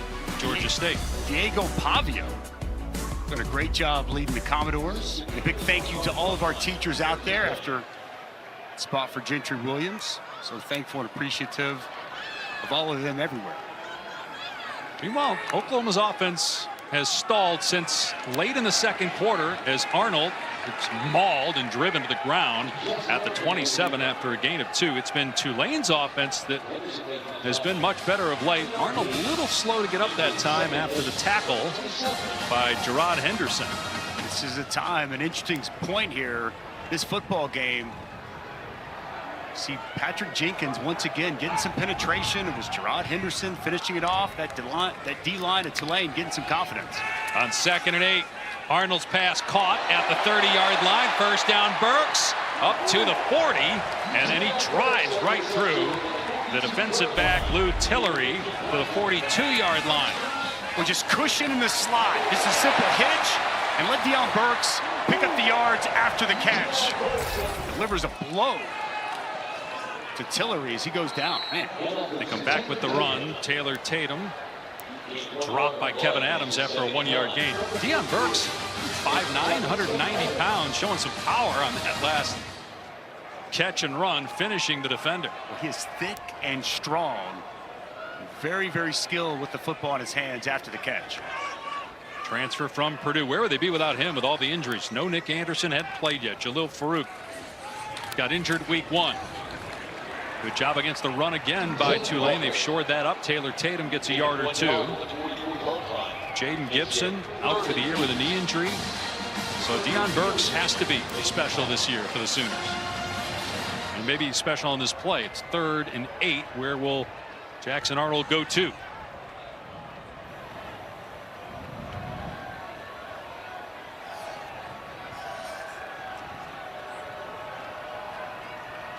That's him in motion. Arnold to throw. Pressure on him, and he's sacked. It's Grubbs coming late. Takes down Arnold at the 37, a loss of 7. Oklahoma will have to punt it back to a hot offense. Well, they are dialing it up. First it's Sam Howard who comes, and you'll see Grubbs comes second, and he gets home, gets a big 3rd down stop with the sack. Times that blitz up perfectly. Unaccounted for. When momentum really starting to swing in the way of the Green Wave. Does this look like what we saw in the Oklahoma-Houston game so far? The offense is, you know, we obviously saw him go down, kick a field goal on the opening drive, but boy, just seen that Tulane defensive line close out that first drive of the second half, and here in the second drive, find a lot of success. Fleming with the fair catch at the 23. Folks getting a little nervous in Norman. Tulane still down 11, 24-13. Welcome back to Norman, Oklahoma, where the Sooners lead by 11. Tulane's offense, though, looks a lot different of late. Last 3 drives, 183 yards, 13 points, a missed field goal and a missed extra point. Just took them a while to get going. Just 50 yards their first 4 drives combined. But Darian Menson, his first road start, a guy that in training camp was initially listed 3rd on the depth chart at quarterback. He ended up winning the job. He has really settled down. Gonna run it. Hughes putting his head down and getting about 6 to the 29. They're starting to get him going too. Good movement off the left side. Derek Graham, first the left guard. Alex Bauman's having some success in this second half, blocking the point of attack, and a nice job finishing that run downhill from Mekhi Hughes, delivering the blow to Robert Spears-Jennings. Led the American in rushing last year, missed 2022 with the knee injuries from Birmingham, and when John Summerall, the head coach now at Tulane, was at Troy, he tried to get Hughes, but he ended up going to the Green Wave. Now he gets to coach him. Straight ahead here, Hughes got a yard, but he's short of the line to gain by a couple. Terry on the tackle. 3rd down coming up.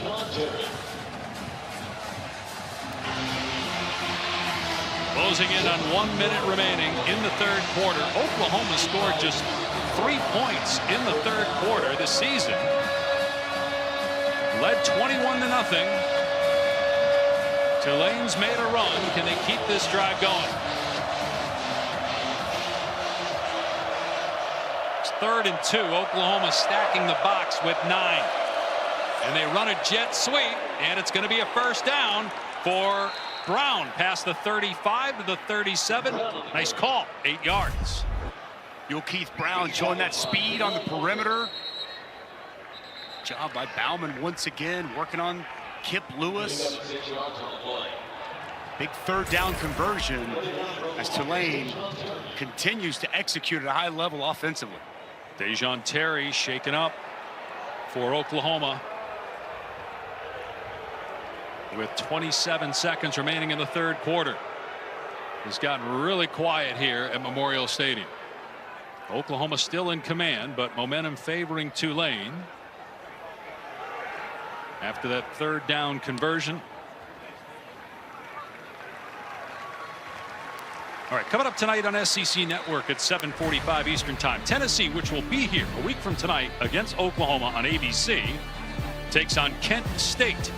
Find live sports with Where to Watch only on the ESPN app and ESPN.com, the ultimate viewing guide to live sports. Well, Tennessee has been impressive. You knew about the offense, but the defense really has stolen the show these first couple of weeks as Dejon Terry able to work his way to the sidelines. And a force in the middle at times to this front here today.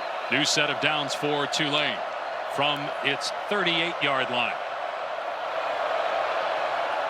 They're going to snap it one time before the end of the quarter. Mensah going downtown and incomplete. Mario Williams could not catch up to it.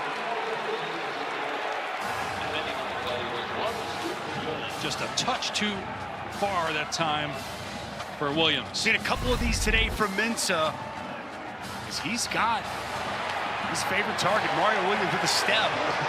Robert Spears-Jennings, the safety, coming over the top, tries to undercut that, but the pass just too far out in front of Mario Williams. Just one catch for the former Sooner on the day. That was in the first quarter.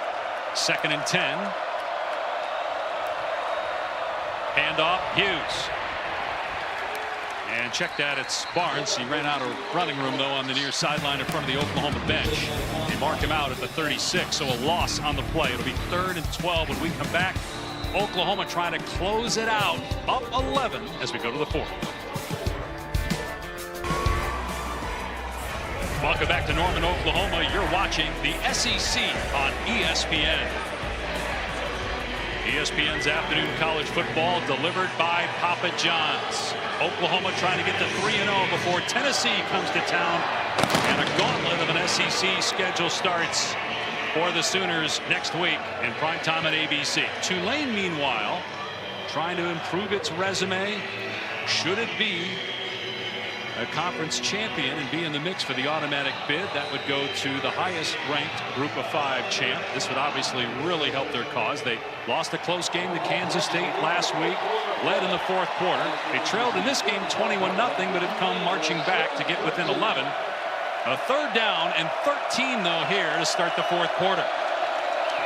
Pressure coming. It's picked up. Mensah throws deep. Single coverage. Hand fighting. Incomplete. Williams able to disengage from Des Malone, but could not make the catch. It's 4th down. Well, they dialed it up, brought the pressure, and you called it out. They pick it up. They give Mensah the time they need, and it's one-on-one out on the perimeter. Des Malone and Mario Williams. Good coverage down the field by Des Malone. Big stop for the Oklahoma defense to start this 4th quarter. Can the offense find its groove again and close out this game? First things first, Will Carroll punting it deep to Bowen. That's got some serious hang time on it. Fair catch made around the 27-yard line. Just a 38-yard punt. Coming up tonight on ABC. Kentucky takes on the #1 team in the country, Georgia. Find live sports with Where to Watch only on the ESPN app and ESPN.com, the ultimate viewing guide to live sports.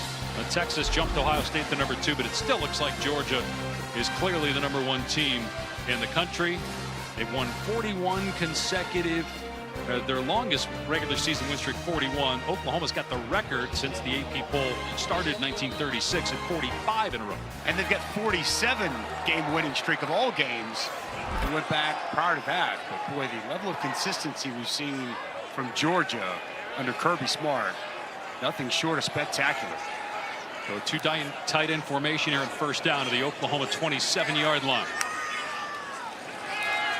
Arnold to throw, and on a crossing route hits Burks, but a short gain. Flag down. Burks tackled at the 30. Flag is on the far side in front of the Tulane bench. A receiver may have started early. Illegal formation. Number 70 was lined up in the backfield. 5-yard penalty. First down. So that's Michael Tarquin is playing right tackle because of the injuries today, listed as the starting left tackle. Michael Tarquin on your far right, saying they want him up closer to the line of scrimmage, saying that he's so far back in the backfield. So an unforced error. First down and 15. Pressure up the middle. Arnold throws a pick. It's intercepted at the 10 by Grubbs, and it's a touchdown. Tulane right back in the game. Arnold got hit, forced that throw. Grubbs jumped it and made a house call. Wow. The thing that's been hurting this Oklahoma offense jumps out in a critical situation, as Tulane may go for 2 here to try to make it a 3-point game. Wow. Game-changing type of play. They dial up the pressure with Dixon Agu.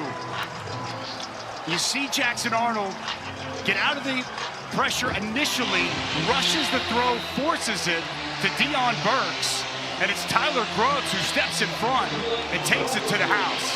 Wow, what a play from the Tulane defense. Give the Green Wave a ton of credit for fighting back in this game. From down 21 points in the 3rd quarter. We're at the end of the 2nd quarter. Mensah on the roll-up, looking in trouble, spins away, and ball is loose, and it's picked up by Stutzman, but he's shoved out of bounds. So no 2-point conversion. It remains a 5-point game. Ethan Downs had pressure. Well, Downs gets the stop and the pressure there, but it was Tulane's defense with the huge play. The pressure comes now, and watch Grubbs sit back. Agu with the pressure. Jackson Arnold tries to force this to Deion Burks. Tyler Grubbs steps in front, and Tulane with a pick-6 defensive score right back in this game. So this is coming into today just to give you an idea of how Jackson Arnold has handled pressure so far this year. And then if you've been watching the 2nd half, he's been sacked twice, and he just threw a pick-6 because of pressure. And Tulane's right back in the ball game. Chance at redemption, though. Sam Franklin on the return for the Sooners, and he gets tackled at the 30. Yeah, Tulane's been dialing up the heat. No, it's an inexperienced offensive line. The blitz comes free. The panic from Jackson Arnold tries to force a ball where it doesn't go. The veteran Tyler Grubbs, reading the quarterback's eyes, steps in front. And the defensive touchdown has Tulane right back in this ball game as we just start this 4th quarter. How will Jackson Arnold handle the pressure that he's under right now? Faced a lot of pressure coming in to the game. They're going to keep it on the ground on first down. Sawchuk picked up by Ransaw and tackled at the 34. Gain of 4. We have not seen a ton of Sawchuk here in the 2nd half running the ball, but a lot of Javonte Barnes and Taylor Tatum. They've got both Sawchuk and Barnes in the game. One way to take some pressure off your quarterback. Run the football, although he'll throw it here on 2nd down. Instead, he's sacked for the 3rd time this half. Angelo Anderson gets to him for a loss of about 8. Penalty marker down, though. Inside move from Anderson. Let's see what the penalty is. Illegal formation. Number 70 lined up in the backfield. That penalty is refused. 3rd down. Tarquin again did that earlier. You just saw the sack there. So now it's 3rd down and about 14. Where they continue to attack the left side of this offensive line for Oklahoma. Etho Zaida, redshirt freshman, in there at guard. A lot of success for this Tulane defense working on that left side. Free play coming. Flag down. Arnold steps up and throws. Almost intercepted. As you said, looked like offside. Jonathan Edwards had a chance to pick it off. They had dropped everybody except 3 guys deep back towards the 40 at the line to gain. Offside. Defense number 3. 5-yard penalty. 3rd down. He wanted to eat again. He just got a sack. I mean, you've been there, right? You get one, you're itching to get the next one on the next play. Getting hungry, feeling good. Trying to jump that snap count a little too soon. Jackson Arnold recognized that he's got a free play. Still 3rd and long here for Oklahoma. They've been bringing pressure in these spots. Saw Chris Rogers start to come. We'll see if they keep it on. A couple of linebackers creeping down. Now they back away. Arnold, though, in trouble. Flushed out of the pocket. Being chased and throws it away. It's 4th down. Tulane's going to get the ball back. But the pressure that has been applied to Jackson Arnold night and day, first half to second half. Well, they bring the pressure. Rogers comes on the blitz. They pick it up initially. And Jackson Arnold can't find anybody available. Nobody open. Shaquem Laster able to add his rush late. And with this Oklahoma offense continues to sputter here in this second half. Tulane now getting the ball back with a chance to take the lead. And a confident young quarterback in Darian Mensah playing much better in the second half in his first career road start. He'll have the ball in his hands momentarily. Fleming signaling, and the fair catch made around the 25. Well, the Tulane offense for a quarter and a half did nothing, but then the Green Wave started to get it going with Mensah. We saw it from the opening drive of this second half. He got into a rhythm, some confident throws. He was able to make down the field. His defense has been really good. That's a huge 4th down conversion. That touchdown drive. All of a sudden now, the redshirt freshman, his first ever road start after being down 21-0. Getting the ball in his hands with a chance to take the lead on the road. Just outside 13 minutes remaining in the 4th quarter. Play action. Mensah setting up. Lobs it downfield. Incomplete at the 35. Dante Fleming, the intended target. They've been taking a lot of shots here in the second half, but none have connected. Play action pass. Brings some pressure from Oklahoma. The protection's there. Pocket's clean. Steps into this throw. Just a little bit underthrown. And Fleming unable to adjust and bring it in. 2nd and 10 on the Tulane 26.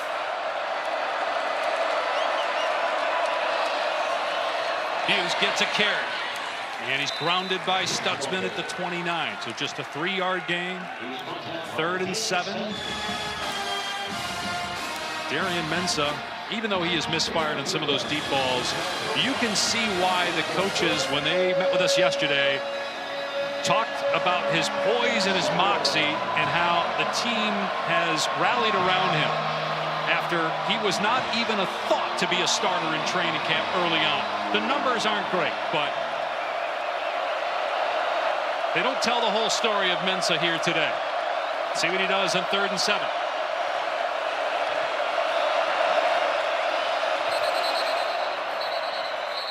No play. Got a timeout called by Tulane. Prior to the snap. Timeout. Oklahoma. First charge, timeout of the half. Called the timeout on defense before the snap. ESPN College Football is delivered by Papa John's. Better ingredients, better pizza. Better get you some. Welcome back here to Norman, where things are getting tight, and you're going to look live at Bill Biedenbach, who's the offensive line coach for Oklahoma not happy with the left side of his line, specifically Jacob Sexton and Heath Ozida. He said, know what the call is and let's block. And then you can see Jackson Arnold came over to get in on the conversation. They're trying to figure some things out. A lot of pressure on Arnold here in the fourth, guys. And they're hoping to get the ball back, Taylor, but the defensive line has to get a stop here. 3rd down and 7. Tulane down 5. Ball on its 29-yard line, coming back from trailing 21-0 in the latter stages of the first half. Redshirt freshman quarterback Darian Mensah facing pressure from Oklahoma, in trouble, throws it off his back foot, and it's incomplete. Brown was trying to come back to the ball as Omosigo was in the face of Mensah, who's just trying to get rid of it. It's 4th down, and Tulane will punt it. Well, Zach Alley dials it up, and Omosigo's going to come clean, unaccosted, untouched, and Mensah's just got to retreat and get rid of the football. You saw before the timeout, Oklahoma showing pressure. They go in, they talk about it, they come out, and they dial that pressure back up, and they get home. Will Carroll on to punt. Oklahoma gets a stop on defense. 12:09 to go in the game. Kick angled toward the Tulane sideline. It landed in bounds, but then immediately kicks out at about the 27-yard line. 44-yard punt. No return. Jackson Arnold threw a pick while facing pressure earlier. They've been able to get to him here lately. What's been the difference, Dusty? We've seen a more aggressive play calling from this Tulane defense, bringing a lot of added pressure. And it's interesting, man, once you start to have some success, it's like a feeding frenzy for this front for Tulane. They got a lot of confidence, and they are taking advantage of this Oklahoma offensive line. They've mis-ID'd a couple of pressures, and now this Tulane defense has Oklahoma on their heels. Last 3 possessions for Oklahoma, 9 plays, 9 yards. They run it here. Barnes past the line of scrimmage and able to get about 3. Looked like initially that was going nowhere, but got out to the 29-yard line. And trying to keep Jackson Arnold in a balanced offense, running the ball in first. Now he throws it on second. Great open field tackle that time by Kevin Adams on Bauer Sharp. And remember, Adams is replacing Billy Despaney, the starter and one of the best players on the defense, who got ejected for targeting in the first half. Boy, the recognition by Adams. Reads it the whole way, comes downhill, and undercuts Bauer Sharp for a negative play. Excellent job by Adams with the diagnosis and the open field tackle. No negative plays in the first half. A handful here in the second half, and now 3rd and 7. Do they come after Arnold here? Showing pressure once again. Movement by Oklahoma. It's going to be 3rd and 12. False start. Offense number 54. 5-yard penalty. 3rd down. So that was Wee Woo. Again, all kinds of injuries up front. Guys playing different positions. 3rd string center. Guards playing tackle. It happens often, obviously, in football, but it seems like it's changing every series for Oklahoma because of their forces being depleted due to injury. All the movement. Well, you see there, walked up, a lot of bodies around the line of scrimmage, going to force this Oklahoma offensive line to try to identify if they're bringing pressure. They bail. Arnold with time over the middle, incomplete. Burks couldn't hang on at the 40-yard line. That would have been a first down. And Oklahoma goes 3 and out with 10:41 to play. Well, this time it's a 4-man pressure, and it's good protection for Jackson Arnold. He fires a strike right off the hands of Deion Burks. Best receiver on your team. You've got to come up with that catch.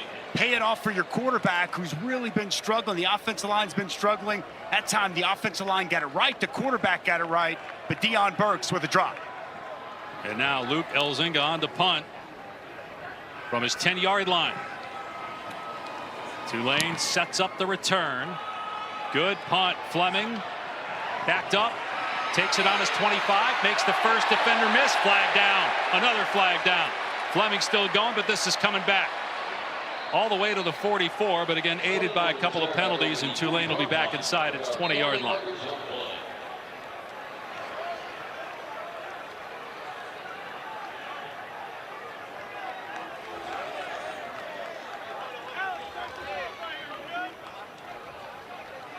We'll get the call here from Charles Lamartina, American Crew.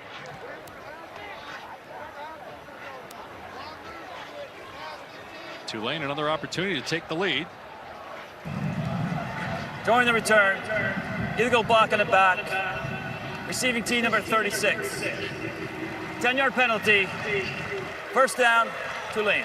It's on Mandel Eugene. So with the expanded 12-team playoff, a group of 5 team is guaranteed a spot. It's the highest ranked non-power 4 champ that gets a spot. And right now, as you look at the group of 5 teams, according to ESPN FPI, coming into today, Boise State leading at 26%. UNLV has got 2 wins against the Big 12. Northern Illinois beat Notre Dame. Memphis, that'll go up with its win over Florida State. And Tulane also at 10%. Boise State played Oregon right to the wire. We saw Tulane go toe-to-toe with Kansas State a week ago in New Orleans, and now here in a dogfight with Oklahoma late. A win today for Tulane would go a long way. They've got a long way to go. 84 yards to be exact to try to take the lead. They're going to run it on first down. Past the 20, Hughes. First down across the 25. Maybe his best run of the day. Mekhi Hughes, who led the American almost 1,400 rushing yards last year, was just around 200 yards on the season through 2 games. Has not been able to bust free for a big run yet, but he just got 10. Running behind his pads, runs through a Kip Lewis arm tackle. A nice job. One of the bigger runs we've seen all day for Hughes. 2 tight end formation. It's going to be Hughes again. Hit at the line of scrimmage. And down at the 29. Dominic Williams, true freshman Jaden Jackson there for Oklahoma. Dominic Williams, a huge offseason acquisition, the TCU transfer.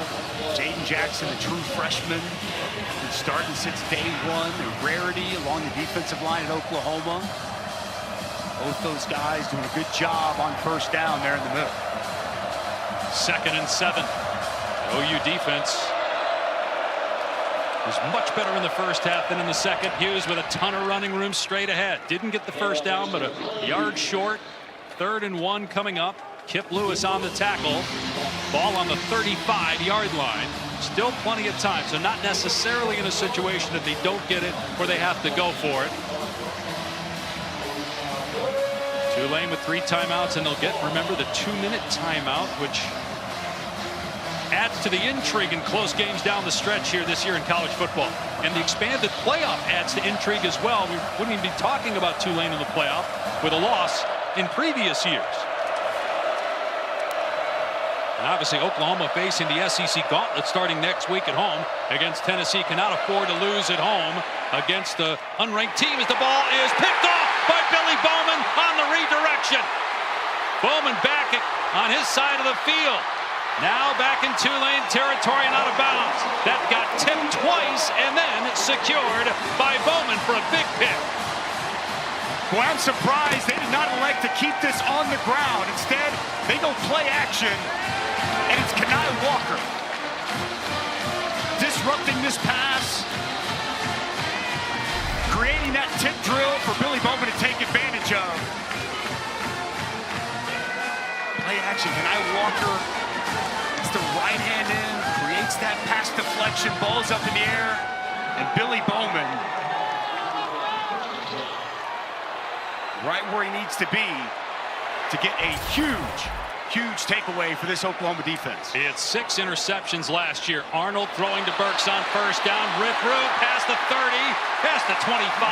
One of the best offensive plays of the second half. It goes for 20 yards for the Sooners. What's a wide receiver screen, get Deion Burks out in space. Offensive line getting out in front.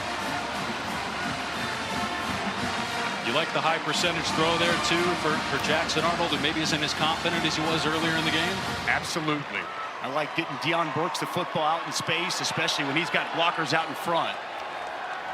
Plus Burks had that drop on the last drive on 3rd down as well, so they go right back to him on that play. Sawchuk looking for a hole. It's not there. Down he goes after maybe a 1-yard gain. That was Adams, made the tackle. Nearing 7 minutes to play in the 4th. Oklahoma has Tennessee next week, then goes to Auburn. The game against Texas is October 12th. They also face Alabama, South Carolina, They go to Ole Miss, LSU, and Missouri. Had trouble with Houston last week, trouble with Tulane today. 2nd down and 9. Quick pitch, going to be a throwback to the quarterback, Jackson Arnold. And Tulane was not fooled on the play. Jonathan Edwards was waiting for Jackson Arnold. It ends up going for a loss of 2. This is so well done. When you talk about staying home, watch what happens here as they set it up, a little toss, throwback to the quarterback. And it's so well done by Jonathan Edwards. Plant, redirect, and get Jackson Arnold to the ground. Really good defense by the corner. Tulane trying to force Oklahoma into a field goal. Keep it as a 1-possession game. 3rd down and 11 for Oklahoma. Jackson Arnold looks a little confused. The play clock down to 3. They're not lined up yet. The play clock at 1, and Oklahoma's going to have to use it 2nd time out.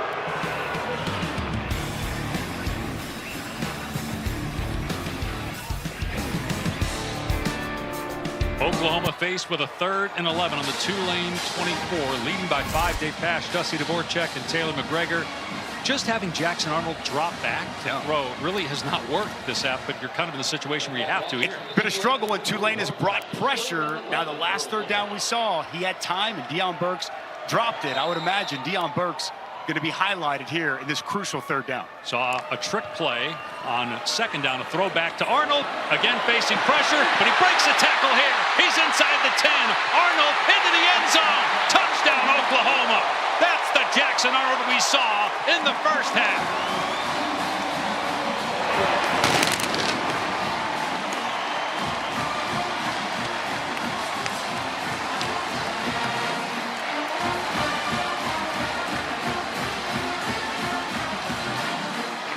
A huge touchdown to push the lead back to 11 on 3rd and 11. It's Jackson Arnold with his 2nd rushing touchdown of the day.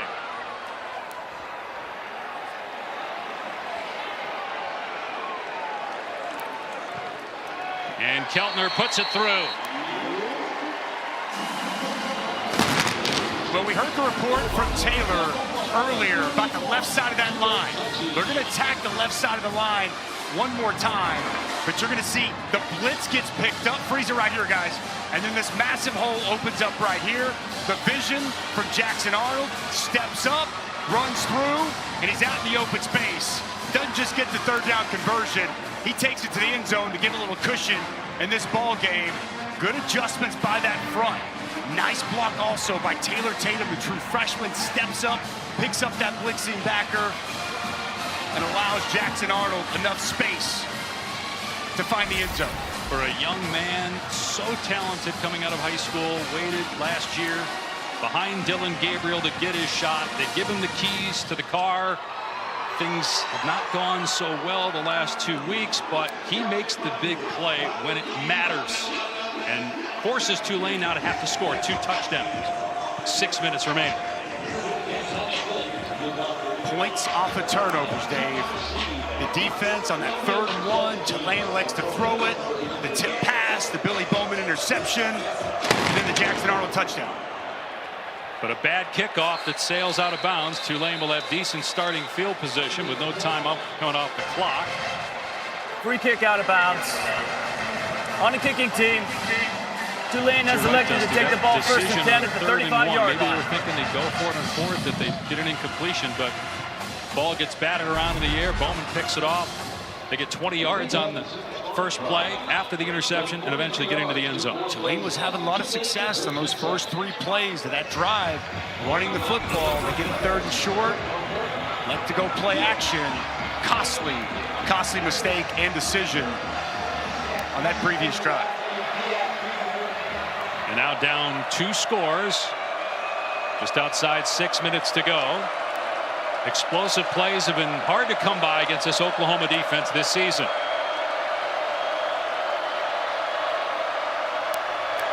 Then into the air on 1st down, in trouble and sacked. Our Mason Thomas takes him down for a loss of 5 on the play. We talked earlier in this ball game The best pass rusher on this defense is Mason Thomas. He's going to win with his hands. Nice job getting the hands of the right tackle, Rashad Green, the dip around the corner, and a big sack on first down.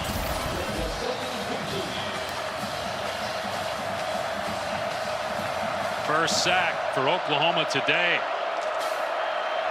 First of the season for Thomas. 2nd and 15. A run Hughes. And just too many men in the box that time for Oklahoma. And Walker, a corner in there, Omasigo. And not much, maybe one. 3rd and long coming up. I would imagine 4-down territory for Tulane at this point. We've seen Oklahoma in these spots dial it up and bring pressure. Can you get 6 or 7 here on 3rd down to make it a little bit more manageable on 4th down? That's a good point. Don't need the entirety of this 13-yard. Just make it manageable. 4-down territory here for the Green Wave.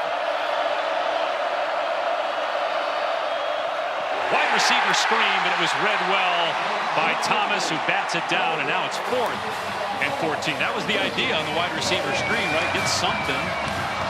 But Thomas read it well. Really nice job. He comes out of the stance, shooting upfield, and as soon as he feels that pressure, he gets let go upfield, shuts down the rush, gets his hands up, and gets the pass deflection. They have to get to the 45-yard line. 4th down and 13.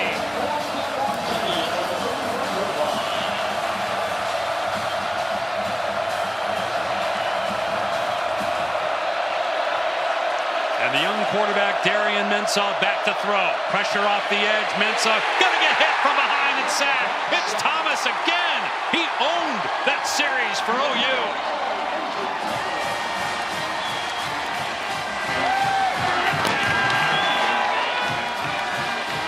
Wow. What a 3-play sequence for Mason Thomas.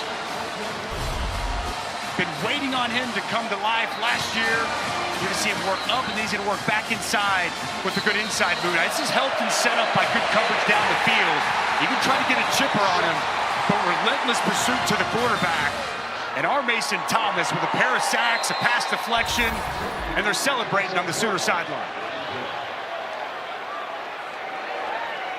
Oklahoma takes over on downs with 4:34 to go, leading by 12, 31-19. Try to run some clock here with the true freshman Tatum down to the 23. And we do get an additional timeout this year, so 4 opportunities for Tulane to stop the clock. A 2-minute timeout instituted here in 2024. Oklahoma in no rush to snap it, with Tulane electing not to call the timeout there. Imagine they'll take the play clock down inside 5 before they snap it.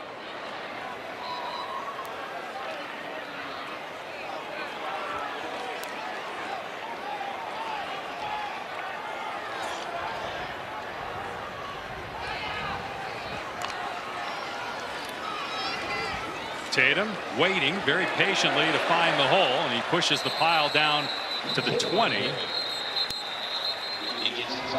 It'll be 3rd down. The next snap will come around the 3-minute mark. If Tulane can hold Oklahoma to a field goal, still a chance, albeit slim. First down here would be pretty much deadly if Oklahoma picks this up. And to your point, Dave, they snapped that football with 2 seconds left on the clock. We talked to Coach Venables. They had looked back at the Houston game. They didn't manage all the clock properly. They won't make that mistake again here. They snap it with 3 this time, and it's Arnold keeping it, and he's tackled for a loss back at the 22 by Kevin Adams, and now John Sumrall wisely takes his first time out, and because of the negative play there, would imagine Oklahoma tries the field goal, and so Tulane still needs 2 touchdowns. Kevin Adams, once again, open field tackle. As we said earlier in the first half, Bailey Despainey gets removed for targeting. Blow to Jackson Arnold as he hit the ground, and boy, Kevin Adams has stepped in, made some timely plays for this Tulane defense. Yeah, 8 tackles for Kevin Adams in this game, and a tackle for a loss right there. Bismani had 9 before he got ejected.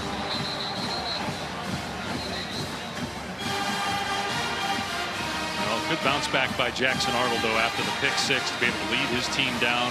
Had a shaky series or 2 after that, but got his team in the end zone. No question. Big key clutch 3rd down. He was able to escape the blitz that was brought. Get a key touchdown. See if Oklahoma can make this a 2-touchdown game. Keltner on for a 39-yard try. Try to extend the lead to 15.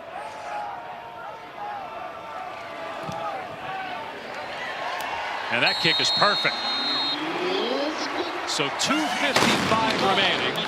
Tulane needs 2 touchdowns and a 2-point conversion. 2 timeouts and then also the 2-minute timeout, which is an official timeout.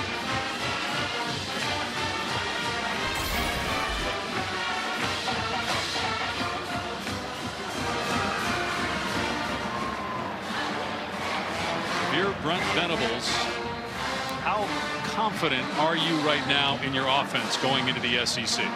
You scored 34 points in this game, but it doesn't feel like they scored 34 points in this game. Look, I think with as much youth and experience they have, we're seeing Heath Ozida for the first time in extended minutes. I mean, I think that they just want to continue to see this offense gel, get some cohesion, come together. The task is going to be tall. This is a really good Tennessee front and defense coming to town next week.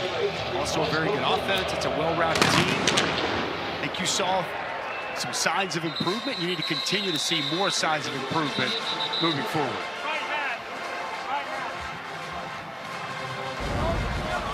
We've seen some defense here throughout the course of the day. Take a look at some of the guys that really stepped up, showed out. Some Dusty's defensive dudes. Mason Thomas on that previous possession. A couple of sacks, big pass deflection, and Danny Stutzman always seemingly in the right spot. A tackling machine, back-to-back 100 tackle seasons. And how does he follow up a 15 tackle performance a week ago with 12 here today?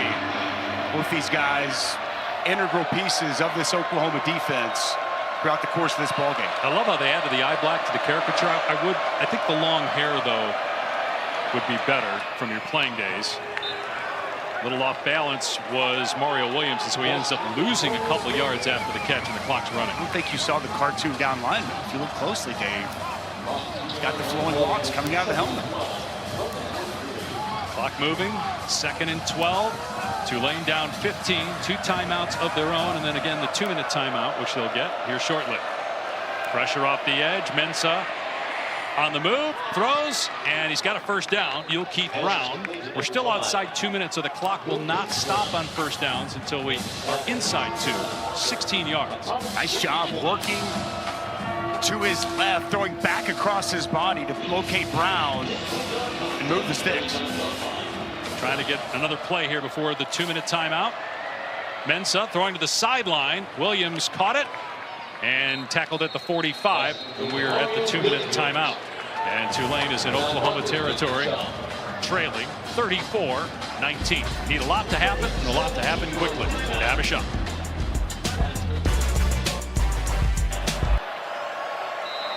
All right, Matt, Tulane still with life.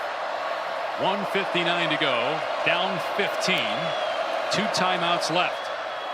Mensah climbing the pocket and throwing it away. Flag is down in the backfield. Going to be a hold on Tulane. Holding. Offense number 9. 10-yard penalty. First down. By the way, should Tulane score? Should. I'm not saying they're going to, but should they score? 3 years ago, they scored late. They recovered an onside kick, had the ball with a chance to beat Oklahoma here.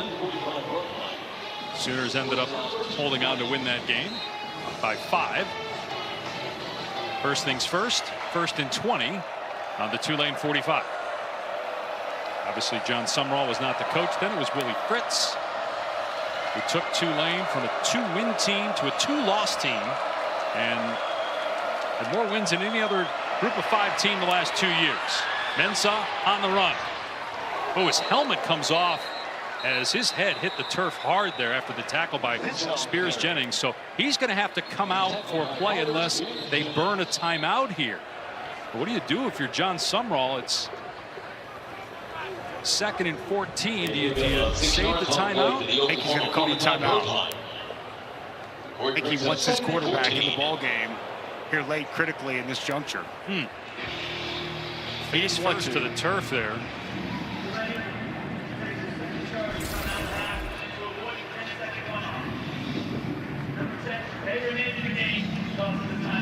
When he came hard down to the ground as Robert Spears Jennings grabbed him when he fell, obviously.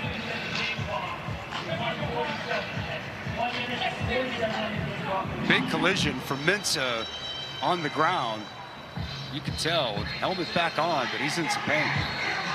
Now just one timeout left for Tulane.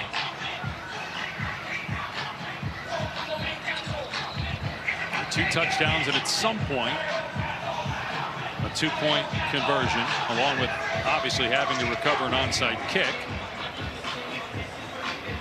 But Mensah able to stay in the game. 2nd and 14 at the Oklahoma 49.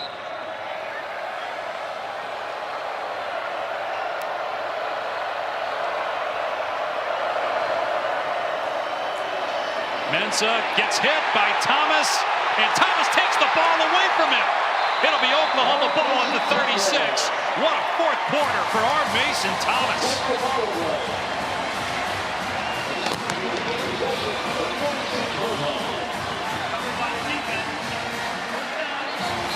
When our Mason Thomas putting on a pass rush clinic here in the 4th quarter.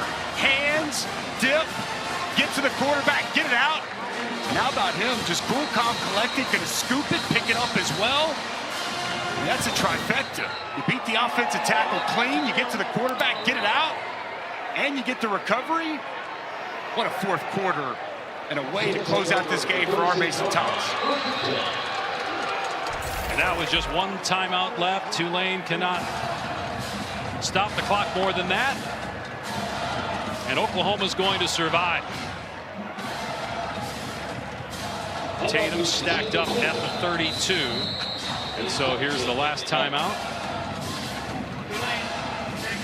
But as the Sooners enter SEC play for the first time, welcoming Tennessee to town next Saturday, it is the beginning of one of the most difficult stretches in college football. Just look at the top 10 teams that Oklahoma has to play this year. And they also have to go to Auburn, no easy place to play. And South Carolina comes here, which maybe before the year you thought would be an easier game than right now. And you don't have the final game at LSU, which we all know going to play in Baton Rouge is no easy task. 5 remaining opponents in the current top 7 of the AP.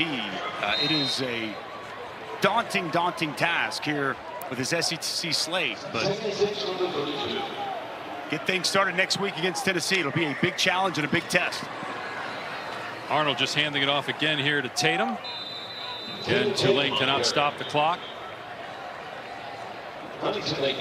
Will be interesting to see how Jackson Arnold handles the bright lights next week. It'll be his biggest stage as a college football player. And he had a nice bounce back game that he made. Obviously the big mistake with the pick 6 that got Tulane back in the game. But all in all, pretty good day for Jackson Arnold. Faced a lot of pressure in this game. Especially on the ground. I mean, he really stepped up, made a couple of key runs when he needed to. And one thing I'll be curious, who do they get back? Do they get Nick Anderson back at wide receiver? Is Branson Hickman, who came from SMU to be your starting center, does he come back? A Troy Everett, who was hurt in the spring, hoping he can get back. Like, what does this roster look like when Tennessee comes to town? Can they get some help, some support, some guys that they felt like were going to be key members of the starting offense back before Tennessee comes to town and this SEC gauntlet begins? So Jackson Arnold just dropped below 100 rushing yards you saw from that last spot. Jalen Hurts was the last to have 102 rushing touchdowns in a game. He did it twice in 2019. Trevor Knight, I know Sooner fans would have gotten that, but how many non-Sooner fans you said, who are the two guys? I think many would have said Jalen Hurts. I don't know how Kyler Murray. Most would have said Kyler Murray. Right? But not Trevor Knight. No, I don't think that would have been on many people's bingo card. I think now, too, with 42 seconds left, snap it, take a step back, take the knee. Should be enough to end this ball game for Oklahoma. How good do you feel about the defense if you're Brent Venables going into next week? We already talked enough about the offense. What about that side of the ball? I mean, when you look at it, I mean, obviously the pick six that helped, put those numbers on the board. There's a little bit of time there to close out the first half, to start the second half, where Tulane kind of got into a rhythm, got into a groove. He'll want to look back and address that, but I thought the defense really stepped up, answered the bell when this team's back was against the wall. It was them coming up with a timely takeaway, and here late in this ball game, icing away with really good pass rushing. Arnold just somersaulting to the ground if we're running backwards to make sure it goes under 40 seconds. They don't have to snap it again. Yeah, the defense has given up only 28 points through 3 games. You touched on the pick six, inflating a little bit the number there for Tulane. The Green Wave had the ball twice in the 4th quarter with a chance to go down and take the lead. Oklahoma's defense comes up big. Jackson Arnold finishes a drive running for a touchdown on 3rd and 11. And the Sooners extend their streak against unranked non-conference opponents to 48 in a row. The last loss coming in 2005. They've also won 16 consecutive non-conference home games. The next week, the SEC begins for Oklahoma football. Tennessee comes to town. For Dusty Dvorak, Taylor McGregor, I'm Dave Pasch. So long from Norman.